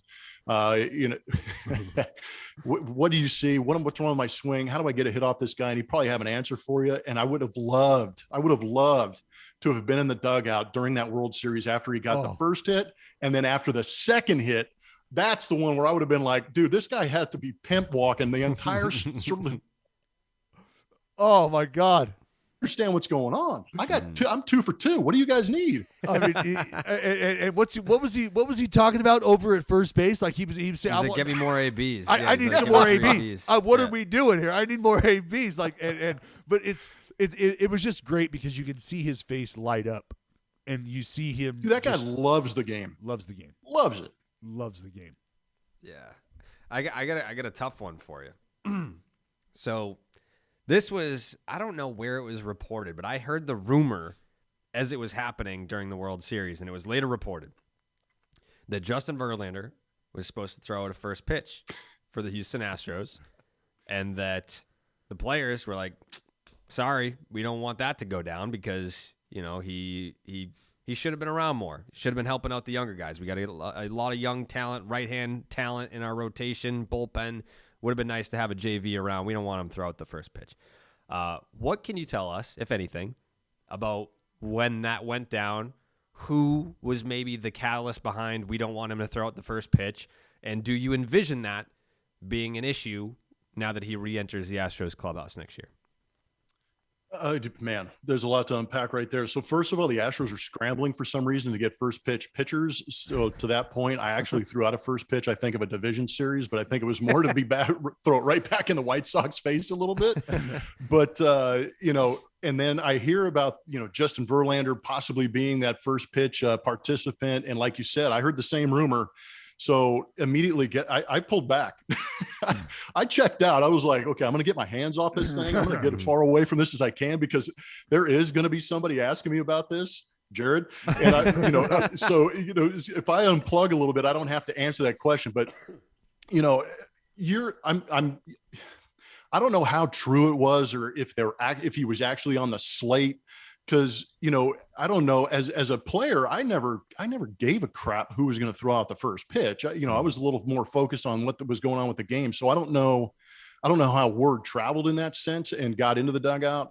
But if it did happen, I understand it. I get it to a point, because towards the end of the season, when the Astros were making the run towards the playoffs and actually, you know, nailing down the division title again, you know, he wasn't around. And I know that kind of irked a couple of the guys a little bit, you know, in the sense that they, you know, you are still part of the team. Don't you want to be here? Watch us clinch this thing. We can still do this. I don't know what was going on. And then, you know, the controversy around that, honest to God, I do not know, or I've heard the same rumors you have. There's unconfirmed reports. I don't know who would have headed this whole thing up. But now that he is signed back with the Astros, I think that there's an opportunity in spring training to kind of work all that stuff out and get into a regular season. I think these guys are professional enough to have the conversation if there needs to be one, and then just move on from it. And hopefully JV's in the same boat, you know, that says, hey, maybe I didn't handle it as well as I could have. You guys didn't handle it as well as I could have, but guess what? I'm healthy. I'm here. We're both going to contribute to go out and winning. So then to completely divert away from what you asked me, I'm going to take that road right there. Fair. Beautifully painted. Beautifully painted. Beautifully painted. I want to know your thoughts on the state of the game. And I mean, you don't have to go down a wormhole here, but where are we at? Where are you at in terms of how the game is played, the approach to getting outs these days, the idea of the universal DH and what kind of impact that could have on the game and potential jobs, job opportunities? I think in that whole kind of mishmash of baseball shit I just threw you, like, what is, I don't want to say prioritize, but like just talk to me, babe. Talk to me. Like what are your thoughts? Being it because you're a little older than I am in terms of where we were at in the game. Played a hell of a lot longer than I did, so you've got a good sense of the evolution of the game. Yeah, the universal DH, you know, is probably the most prominent one right now. I think it's kind of funny that owners are going to use that as a bargaining chip because I think every player wants it, and you know that's not a real concession. I think if you ask the players union that, they're going, yeah, we've been trying to get this for years, you know. But on the other side, I know that if universal DH was around when I was playing, I probably wouldn't have played as long as I did. I was very grateful for the National League and my inability to stay on the field for 162 games. So I needed the pinch hits. I needed the double switches and injuries and things like that. But having watched the American League game now for 9 years, I get it. I appreciate it. And I think it's needed for the game of baseball because we all know that offense kind of drives fan bases a little bit. And I think it brings more eyes to the table as opposed to watching the potential of maybe Bartolo Colon hitting a home run once every 75 to 100 at bats. So the DH, I'm in on the DH. You know, the the 3 batter minimum is a little much for me. I would like to see it maybe cut down to maybe 2, because I just feel like some of these innings get just destroyed by guys who can't get the ball over the plate. Innings get out of control, and there should be a way for managers to kind of protect from that a little bit and not let games spiral out of control. But I also just overall, and try and, be broad about this, I don't like the way that Rob Manfred is turning it into a skit show. I'm a purist who enjoys the analytics of it. I think there's too many strikeouts. I wish hitters would kind of try and learn to beat the shift a little bit and learn how to hit a little bit better, as opposed to drop and drive every single pitch with 2 strikes. Mm-hmm. I know that pitchers are extremely good, and I love that part, but why not try and find a way to compete with that? Don't change the mound. Don't take away the sticky stuff. Allow a substance to allow these pitchers to be as good as they could. And then I want to see hitters adjust accordingly. But I just don't like the skits. I love the game. And I know that we're probably separating ourselves from new fans to old fans, or keeping fans that we want to keep and that kind of thing. But I still love the game in its purest form of going out there and having a pitcher compete against a hitter who's, trying to think and adjust and maneuver against that and try and beat the best of the best. But at the same time, trying to reinvent the game with all of these, moving the mound and changing the baseball, changing the bats, I hate that kind of stuff. Let the game be played the way it should. Now, I agree on the 3.5, 4-hour games. Those suck. Oh. Man, Dallas, you've called enough games, and Jared, you've watched enough games to where you get to about 3 hours and you're going, okay, dear God, is this thing ever going to end? Or you get to a situation, the part that drives me, sorry if I'm going nuts. No, not at all. The part that drives me bonkers, that absolutely pisses me off to no end. Runner at third base, less than 2 outs, and a strikeout. Oh my God. Those are the easiest RBIs and easiest ways to help your team win a game. And I can't stand the fact that Joey Gallo has 1 sack fly in his entire career. Blows my mind. That is the most mind-blowing stat I've ever heard in my life, because that dude could probably have about 150 more RBIs in his career if he was just able to simply put the bat on the ball and put it to the outfield. He's got long story long. That's where I'm at. No, I love it. I love it. That's and so I got another question for you.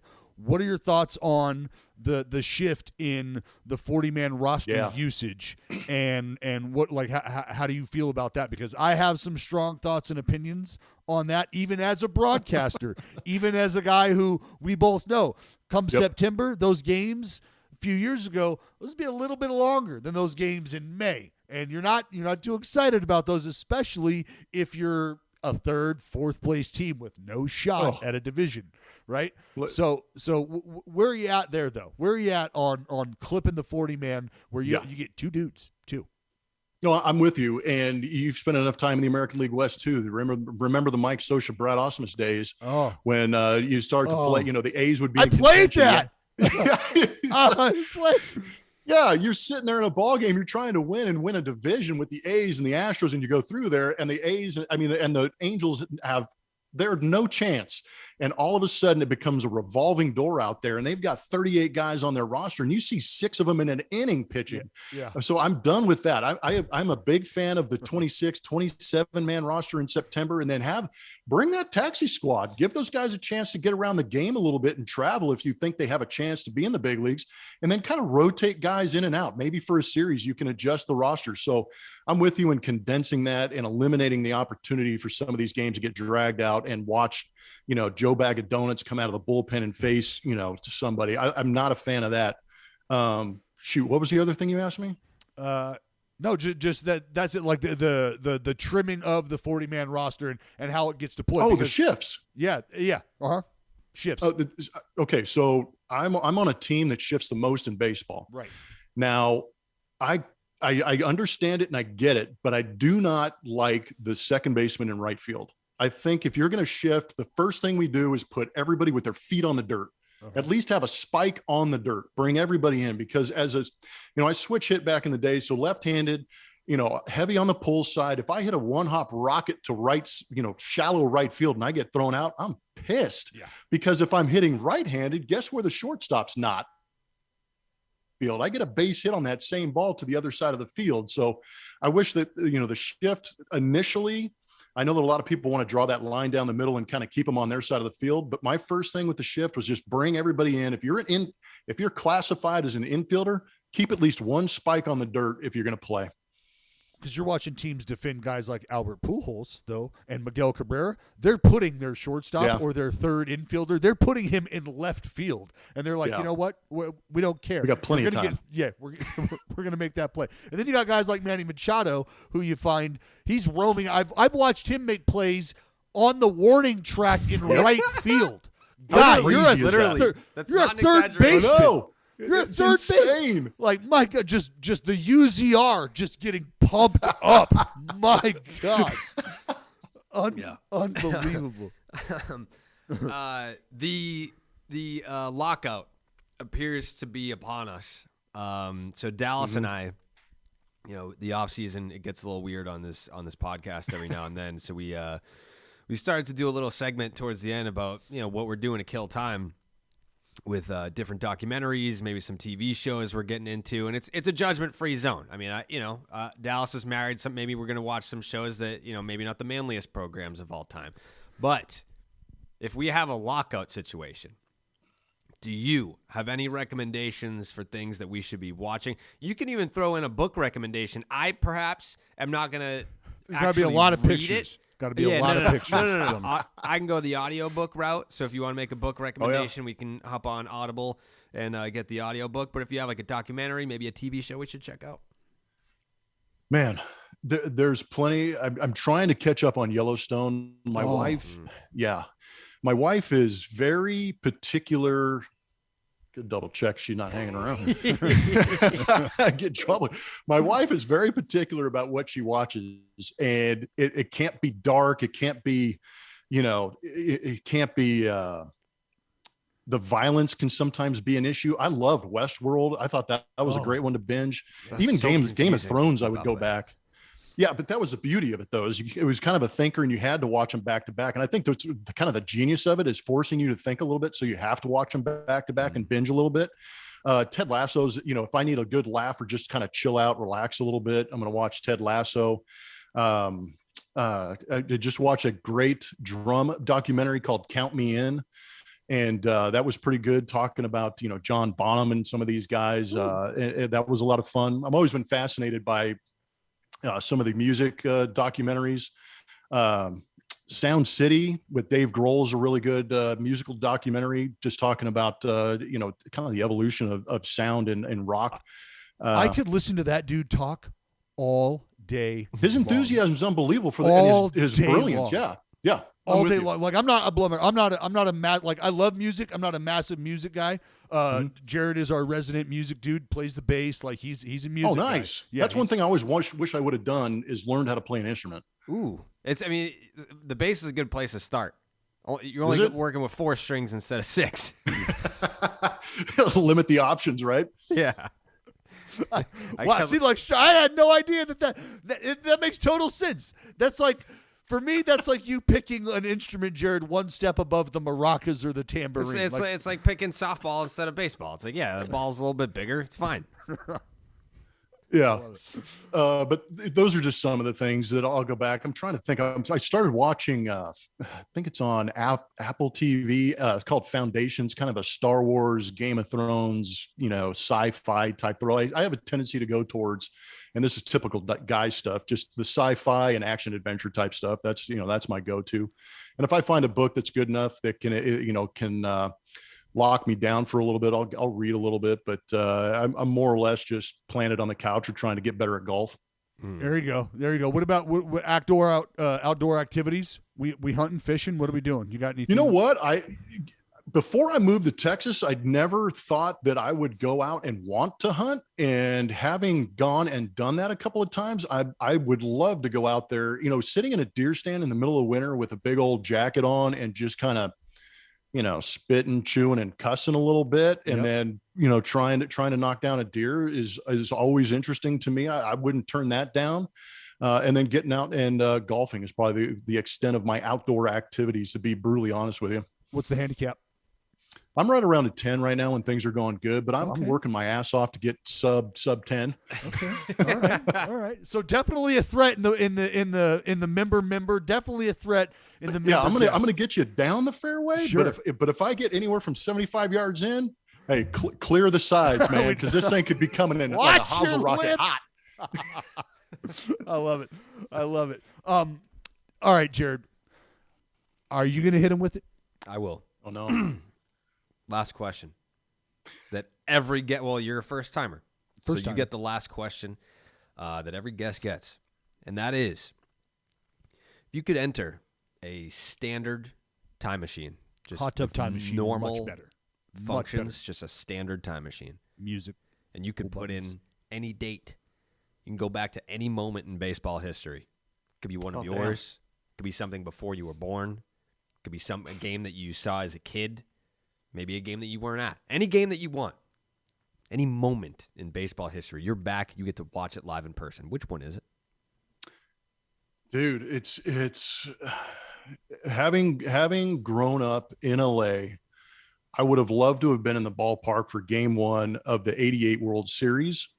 And having played for this guy in Arizona, it would have been a blast to sit there in the stands and watch Kirk Gibson hit that home run and take the trot around. My second would probably be in 1993, being in the building for Joe Carter's walk-off home run to win a World Series. Probably would have leveled me. Those are the two I think about. Just, having played this game and had the opportunity to be at that pinnacle and understand what it's like to win, but to actually have that kind of impact and that kind of moment I would have thoroughly enjoyed being there. If I couldn't go to any of those, I'd go back and watch Mickey Mantle play every game he played. Love that.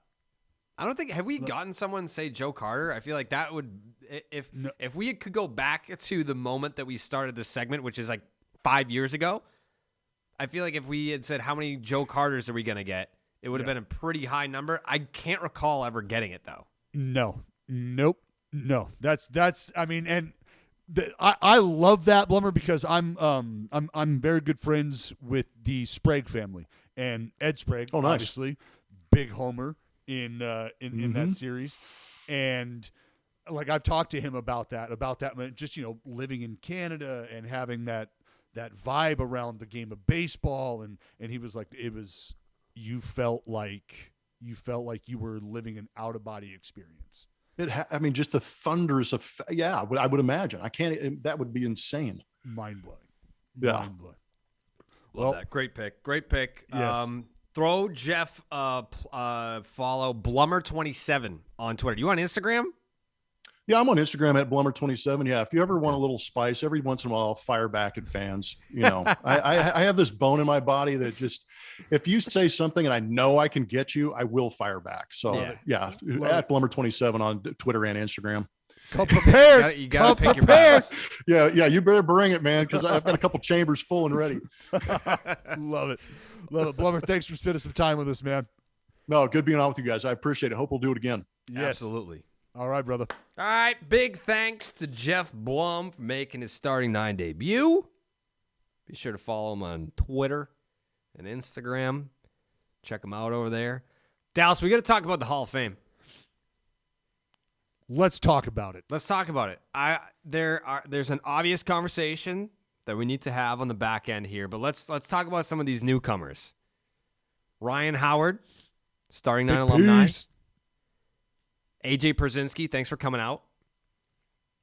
Jonathan Papelbon. Tim Lincecum. It's good to see. He's not going to get in, but I think more it's going to be the conversation of what could have been there. Joe Nathan. Prince Fielder. This is what's making me feel fucking old. I mean, like in my mind, all of these guys still play Major League Baseball. Ryan Howard, AJ Pierzynski, Jonathan Papelbon, Tim Lincecum, Joe Nathan, Prince Fielder, Justin Morneau, Jake Peavy, Carl Crawford, J-Roll. This is at the height of your Yeah, this is like my childhood. Not childhood, but I guess like my teen years, I guess. Uh-huh. Yeah, which is I'm looking probably at when these you're lists. most fond of the game. Sure. And I'm thinking to myself, I played against all these fucking guys. Yeah. Jimmy Rollins, Mark Teixeira, the aforementioned in this program, Mark Teixeira. David Ortiz, his first year on the ballot. And then the best close personal friend of Dallas Braden, Mr. Alex Rodriguez. Wow. Those are all the first timers. And we can put a little bookmark there because I want to mention that this is the 10th and final year of eligibility on the ballot. They'll still have their chance with the fucking the Veterans Committee. But Sammy Sosa, who I don't think he belongs. And what did he get? He got 17% last year. He's basically gotten enough just to stay on the ballot. What do you need, 5% to stay on? He's gotten enough just to hang around, but never even had a shot at getting in. And then you have Roger Clemens, final year, 61.6% last year. Barry Lamar Bonds, 61.8% last year. And then Curtis Montague Schilling at 71.1% last year. So Kurt's getting in. Kurt's getting in. It's just a matter of will Barry and the Rocket be joining him. You got Schill getting in. Yeah. 71.1 to then not get in would be shocking to me. What do you need? 75. 75. Yeah, he's in. Are you sure? Mm-hmm. Are you sure? I mean, that would be what like... What if they get together? What if the writers get together and they're like, all right, how do we break these votes up? Because I look, straight up, if I believe shit like that happens. Oh, for sure. People probably do that. Yeah, I agree with you. Like, I'm sorry. I can't listen to John Heyman on national television tell everybody that he held personal beef against people that he could potentially be voting for. Like, I can't hear that and then not allow myself to think that other forms of that doesn't take place. Is that fair? I feel like that's fair. I think it's more than fair. Wait, before we move on, it sounds like you have Kurt not getting in. Dude, it's I don't have the numbers in front of me, but I would imagine that 71.1%, it would have to be the highest percentage that a player has ever gotten to not then get elected. So what if some of those votes though end up going to Tim Lincecum, end up going to Prince Fielder, end up going to AJ Pierzynski? Let's be David realistic, Ortiz. Dallas. Let's like be how many? Let me ask you Let's this. be realistic. Hold on. Let me ask you this. How many realistic. votes for Schill go to David Ortiz now? How many That's fair, fringe, but is there fringe votes? Put it this Guys way. are like, I didn't even want to do. I don't want to do it, but it's. There's a lot of good he's names. There. Shit. Here's Poppy. Whoo! Don't have to make that vote anymore. How many times does that happen? Yeah, but if you're just looking at this ballot, right? How many names realistically are you checking off? Because for me, there's 10 to check, bud. You can vote for 10, but are 10 Hall of Fame worthy? I say no. Like, you should not be using all 10 of your Hall of Fame votes with this group. I think if you're looking at it realistically, depending on what your stance is, because if you're an anti-steroid guy, then the list is even shorter. You're not voting for Barry. You're not voting for Clemens. You're not voting for A-Rod. Maybe you're going to keep out Curt Schilling because of some of the things that he's said that are controversial. Scott Rowland's a Hall of Famer. Manny Ramirez, he's a Hall of Famer, but again, steroids.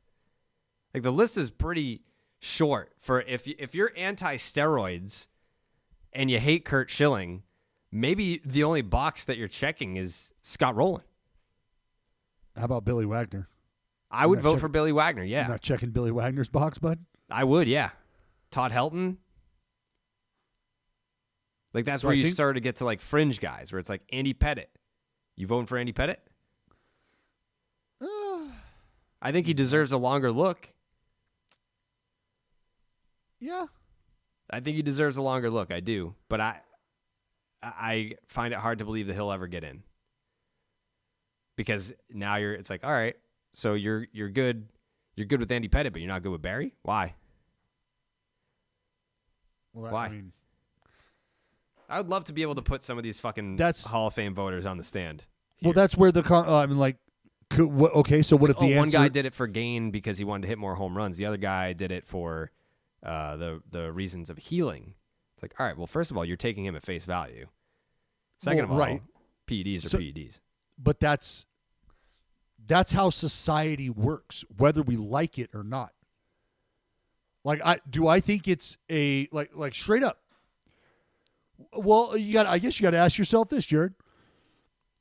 Are you okay with the fact that one person can be well received on the back end of an admission as opposed to the other person digging their heels in? Give me an example.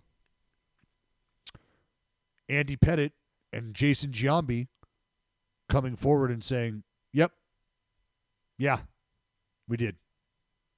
And then other people allowing the cloud of suspicion to continue to loom, or just having been found guilty or having a positive test or whatever. Like, I think the difference really is post-testing and pre-testing. So they started testing in 2005, I believe. And I think if you're trying to head out there and fucking crush homers when you see guys like Big Mac and Sosa and what they accomplished in 1998, and in Barry's case, it's like, all right, well, fuck you. Like, if you're gonna do that, like, I'm more talented than you. You're just on more steroids than me. So, like, I don't know. I don't really fault guys. Like, I understand why voters don't vote for Manny Ramirez. He still gets some love, 28.2%.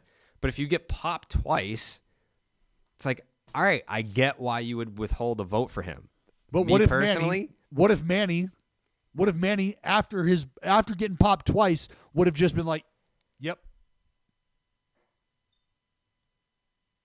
Instead of retiring, right?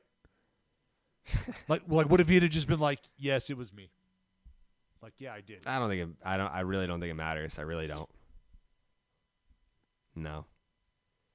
I think it's pretty clear that there are voters who do look at it the way that I do. If you get caught post-testing, then that's a heavier penalty than the guys that were just juicing before it was the Wild West back then. Well, yeah, because it feels like now that these rules have been in place, this is a complete disregard for what's gone on. Yeah, like you're going to punish me for something that I was legally able to do? Doesn't seem right. But yeah, I mean, I don't give a fuck about steroids. I don't. Like, I'm not. Put it this way, Dallas. We're talking about a goddamn baseball museum. These fucking voters are looking at it like we're voting on yes or no. Does this person get into heaven, or are we gonna send them to hell? Trust me, Jared. I have. How many times have I said, like, it is not the writer's job to tell the moral story of the history of the game of baseball with their vote. Write your story. But with your vote, what you're doing is you're determining how good somebody was at the game of baseball, and you're allowing your stories and your opinions to also impact that. And I get the whole character clause, but I would then counter with the John Heyman excerpt that I dropped earlier, which is, you can't be holding these men to X standard when the people voting for them are holding shit against them like this? Like, why is it okay for that to happen? But the quote-unquote moral conundrum that those writers find themselves in when evaluating their character isn't the same.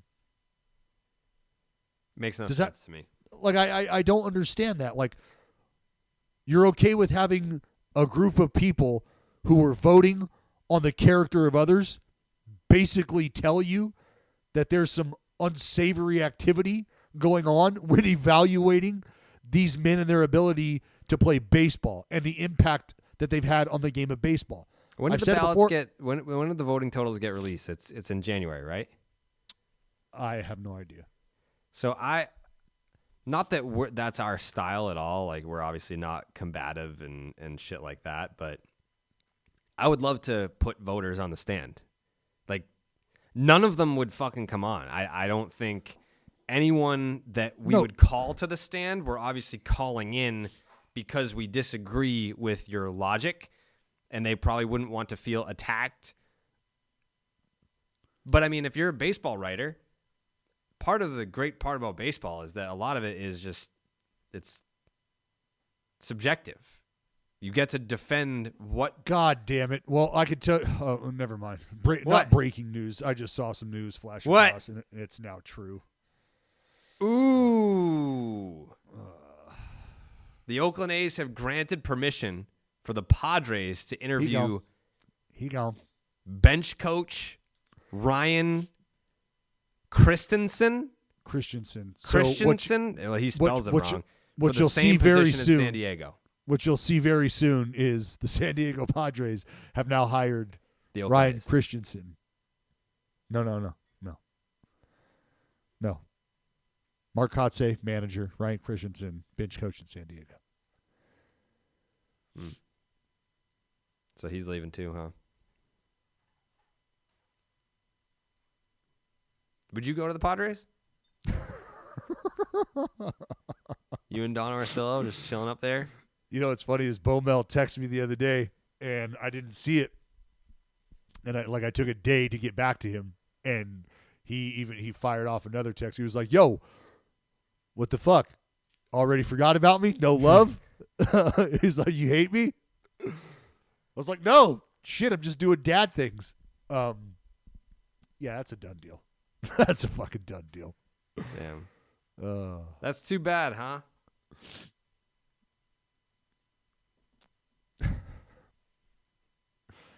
Motherfucker. Yeah, that's tough. Anyways, actually, just quickly, because the price for Matt Olson is so high, do you think that the A's enter the 2022 season with Matt Olson because they've kind of like put the bar too high and teams don't want to meet the asking price? I don't think it's about, like, this is the thing. It's not about entering the season with or without him. Like, it's just look, the business aspect of what is going on is telling you what's coming. And much like the game of baseball dictates itself and can kind of tell you what to expect if you're watching, if you're paying attention to it. This is the very same situation from a business perspective. From a business perspective, it doesn't make much sense when you're trying to make huge moves to have a large payroll. You feel like that money's going to get allocated other places. Not on my watch. The Hall of Fame ballot, Dallas. If you have a vote, the BBWAA comes to you and says, Dallas Braden, welcome to the fucking club, buddy. You get to vote for the Hall of Fame. Congratulations on the honor. What's your ballot look like? Well, it's definitely got Barry and Roger on it. Mm-hmm. I don't think there's any question about that. So if you vote for Barry, then that means that you vote for... Do you vote for A-Rod? I mean, Alex Rodriguez is a Hall of Famer. He is. Is he not? In my mind, he is. Yeah, like that's the thing. I very easily I can cast aside any sort of disgruntlement and acknowledge what an icon of a player this dude was. Mm-hmm. Like, you're ignorant to think otherwise.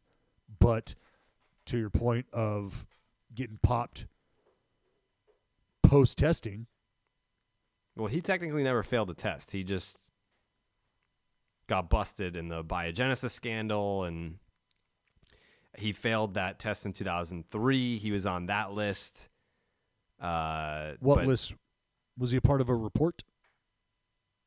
The anonymous testing in 2003 to see what percentage of the league was taking something that was supposed to remain anonymous, and then I believe it was a Miami newspaper or New York newspaper reported that his name was on that list, and then Rob Manfred, I believe it was 2016, 17, around there, said that list was not, or at least the testing wasn't accurate enough back then. But that test was to see what percentage of guys are using to see if the league needed to implement a testing policy. That was the only test that Alex failed. But with everything else surrounding that, Mm-hmm. that's where it goes back into the writer's hands, right? I want to see what kind of support he gets in the first year. It's going to be incredible. This is why when I sat down and interviewed at Fox Sports, they asked me to give one word to describe Alex Rodriguez. I can only imagine what the word was. What was the word, Dallas? Enigma. It's fair. I don't know that there's a better word to describe him. Yeah. Yeah, I mean, it's one of those where, like, you're watching because you want to see what the feedback's going to be early on, because this is, he sued the fucking union. Mm-hmm. And, like, maybe somewhere in the heart of hearts of these writers, they were like, yeah, that's fucking great. You know what? Fuck yeah. Chalk one up. Chalk one up for Alex. Yeah. I don't know. I don't know. Like, do you got him over 50% of support? In the first year? Uh-huh. No. Why not? Like, out of that list of players, why not? Who's better than him? It's not about who's better. It's about who's bitter. But that's that's a great line by me. That's the whole joke about this song and dance, this charade that is this voting. I'm telling you right now, I don't think that there's any chance he gets 50% or better in his first year. But you got him eventually becoming a Hall of Famer? I think Alex Rodriguez's Hall of Fame chances hang in the balance of Bonds and Clemens on this ballot. If Bonds and Clemens don't get in, Alex doesn't get in. If they do, it's a conversation. Well, you take it to the Veterans Committee. Yeah, and you think that's a even fucking harder crowd to please than the writers, I think. I don't know. I no chance. I don't think the veterans would be even more critical of guys using PEDs than the writers. That's just such a. Do you agree with that? Nope. Oh, you mean agree with that take, or do I agree with the fact that the take that it's done? Jared, like, look, dude, I'll say this. What's tough is to have some of the conversations that I have and that I hear from older ball players, and I mean from past generations, because there's open admission to the usage of amphetamines. And it's like, guys, you understand that was illegal and that wasn't allowed. And you're telling everyone, like, how were you able to play the game the way you did back then? Because of greenies. And, like, we all know that. Okay. And we all know that to be something that has just kind of been looked the other way on. Okay. But now that it's steroids, and I've always said this, when steroids became something that government officials could start to use in their campaign platforms, that's when it became a problem. That's when the discussion became one that was just not going to be able to be had in an unbiased fashion in the baseball world. Because nobody is going to stand up in the face of a government official running for office, local government, state government, whatever it may be, and be told, hey, you know the 5-minute speech you just gave on why we need to keep steroids out of our high school, and you cited these major league ball players and all that? That's a bad idea. Like, nobody's going to tell that person to shut up. Nobody's going to tell that person that that's a bad idea. It's always a good idea to try to keep steroids out of the hands of our youth, and we don't want to destroy the future sports of America, right? Like, no one's telling you that that's a bad idea to try to get out in front of that. So when it became such a huge part of our culture and baseball culture combined, political culture as well, it was like, whoa, these steroids, man, this steroid thing is fucking next level. We got people on Capitol Hill talking about steroids. Mm-hmm. Like, are you fucking kidding me? Who was talking about amphetamines? Who was talking about greenies during the election back in the 60s? Nobody. They were on them. They were on them. They were on them. Yeah. But so it's that's why it's always been weird to me. It's like, all right, because it wasn't your drug of choice, these guys get X'd out? Damn. Yeah. So we'll see. I mean, like, because I think Alex pissed off a lot of people during his playing career, from all walks of life, from all levels of the game, inside and out. So, yeah, I think he'll probably come in around, I think he'll be between 20 and 30% his first year. Like, I'd be... They're going to make him sweat it out 10 years just like Bonds and Clemens. And if Bonds and Clemens don't get in, which I genuinely don't fucking know. I think because they're both at, let's call it 62%. I don't know this for a fact, but I would imagine that I don't think that there's ever been a player at 62, as low as 62% on their 9th year to then get in on their 10th. I don't, or at least like when it was 15 years to get in on their last year, let's call it. I think that would be the biggest jump in percentage from second to last year to final year to get in. That being said, it's a different case for Bonds and Clemens because it's not a matter of like, oh, we took a look at the numbers and there's some different metrics that we looked at and then we changed our minds and now like this guy is a Hall of Famer. Like I think Jim Rice got in on his 14th year on the ballot, and that's not the same as looking at Bonds and Clemens and saying, yeah, I do think that he should be in the Hall of Fame, but I think that this guy should sweat it out until the last year. Like I didn't vote for him for 9 years. I'll vote for him on the 10th year.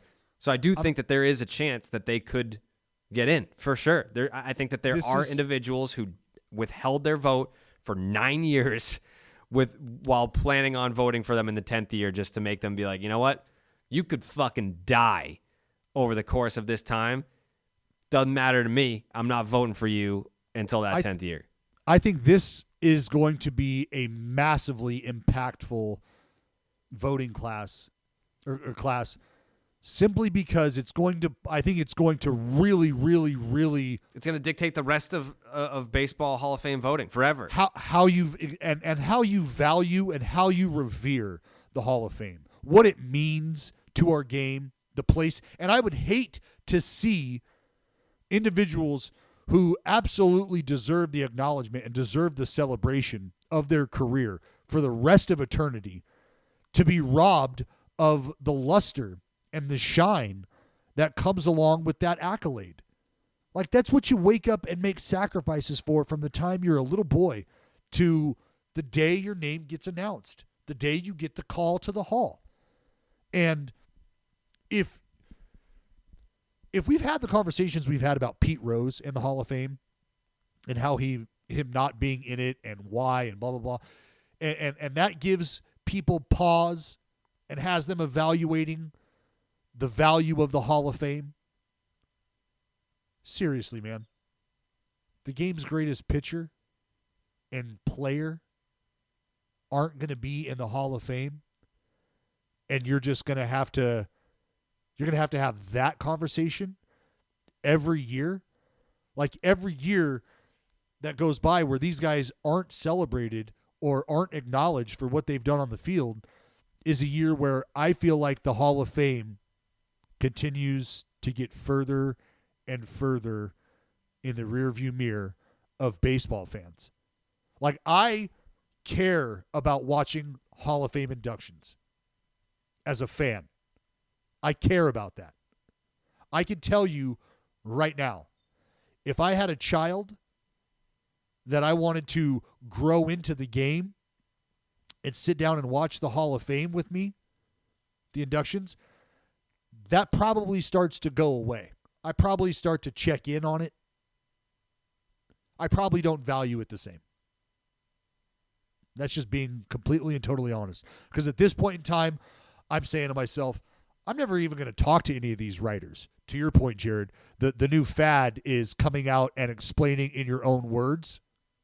But ultimately, people want answers, right? They don't want your own personal explanations per se. They want to ask you the questions, and they want to hear you answer those questions. So for me, knowing that I would never get those answers to those questions and knowing that those writers do have an ego big enough to never put themselves in that position, your vote is now a moot point to me, because I know that within that group you have it in you to pull some shit because of personal feelings. I know you let that play into it.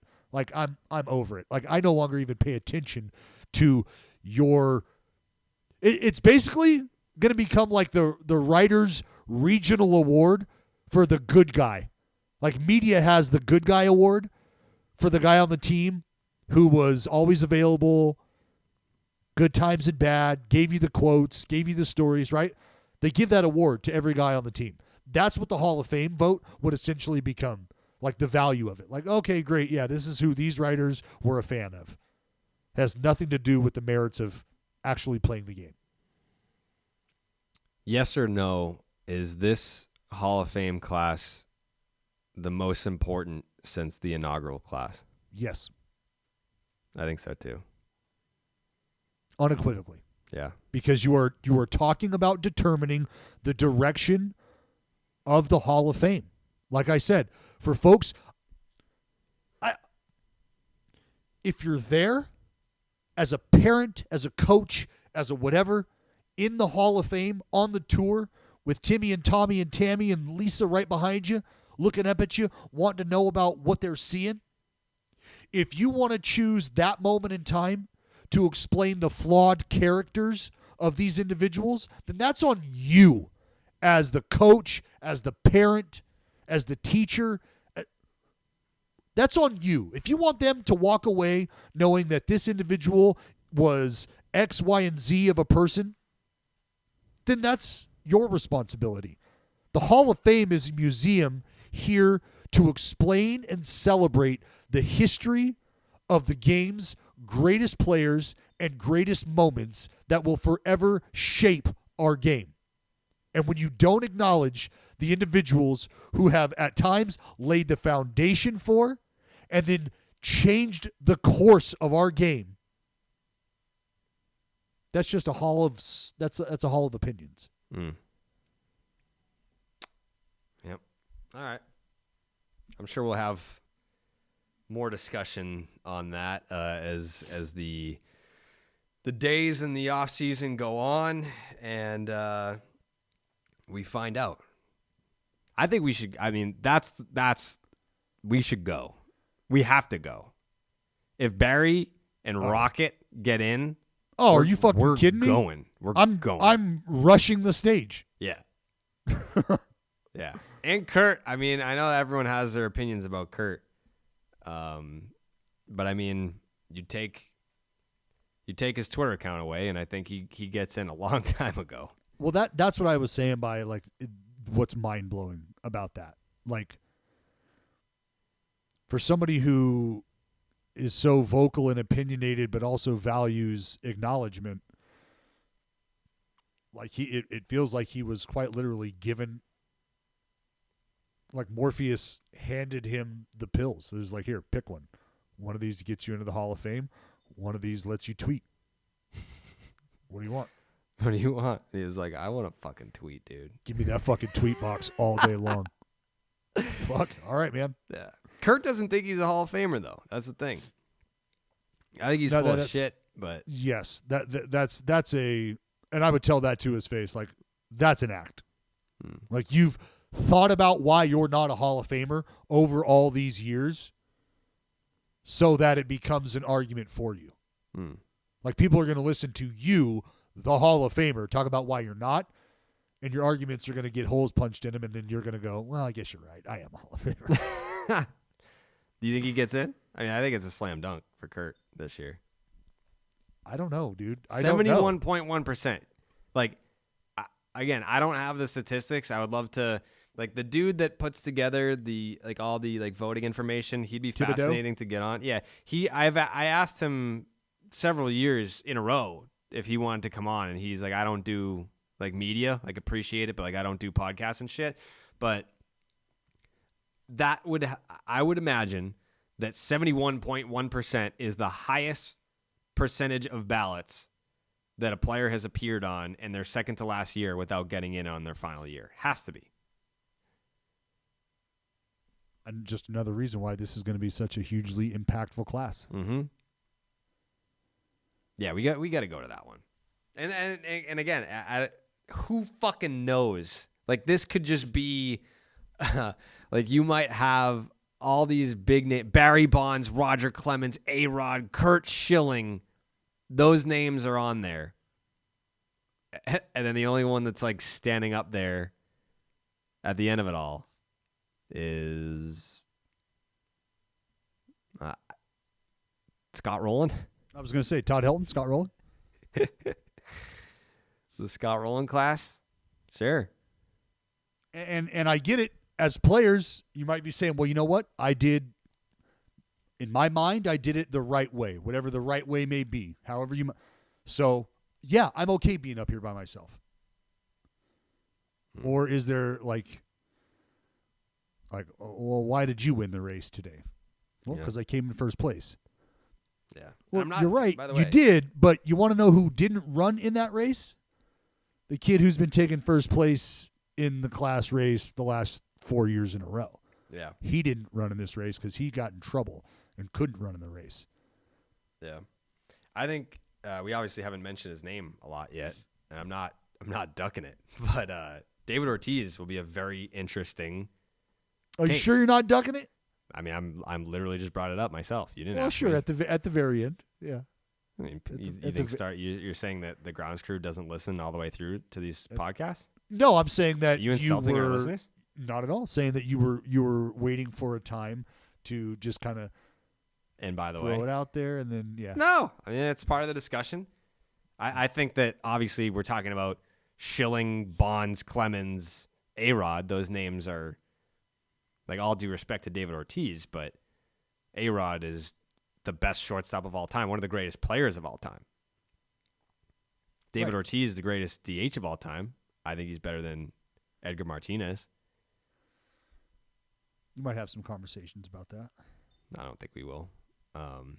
But David Ortiz was on that anonymous 2003 test. Well, that's kind of what I was getting at, Jared, is you had talked about that list, right? But I didn't mention David Ortiz. Yeah. So here's the thing. There was it was because of David Ortiz that Rob Manfred came out and addressed that list, and he was like, it's pretty plausible that someone could appear on that list and got popped for some shit at GNC. Like, it wasn't the most comprehensive list because we didn't know what the fuck it was that we were testing for back in 2003.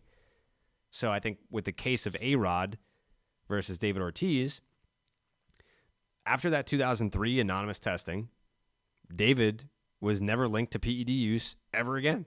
Nope. He didn't test positive. He wasn't in the biogenesis scandal.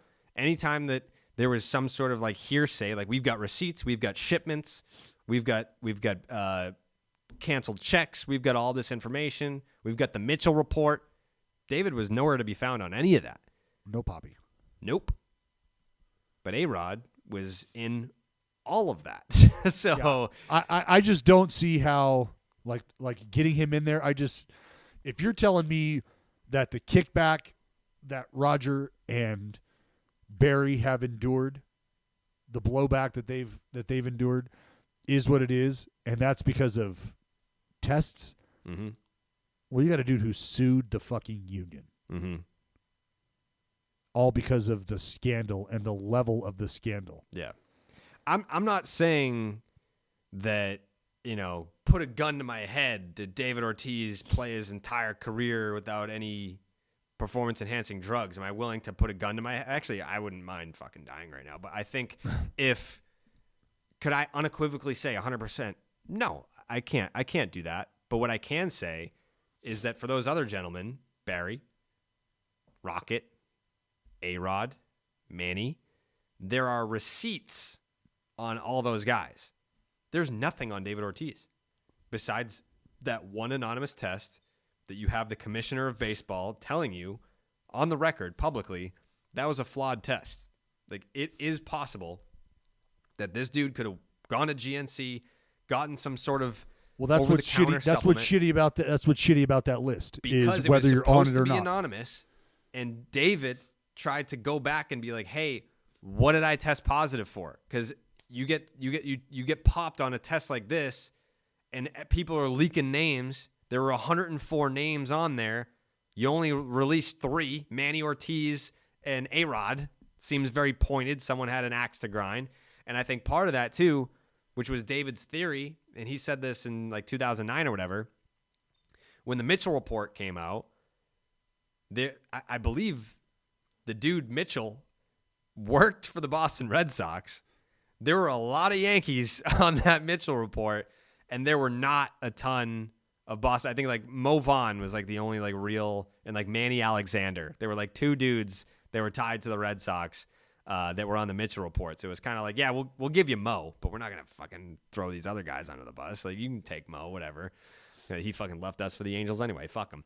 And I think David's theory was someone connected to the Yankees was like, well, what the fuck? Like, we're just going to get a bunch of our guys that are linked to championships thrown under the bus, and no one with the Red Sox took steroids? Well, fuck you. We found the leaked names, and Manny and David were on there. So suck on that.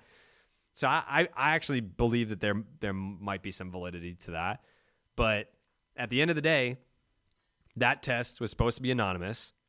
David tried to go to them and be like, hey, can you release what I tested positive for?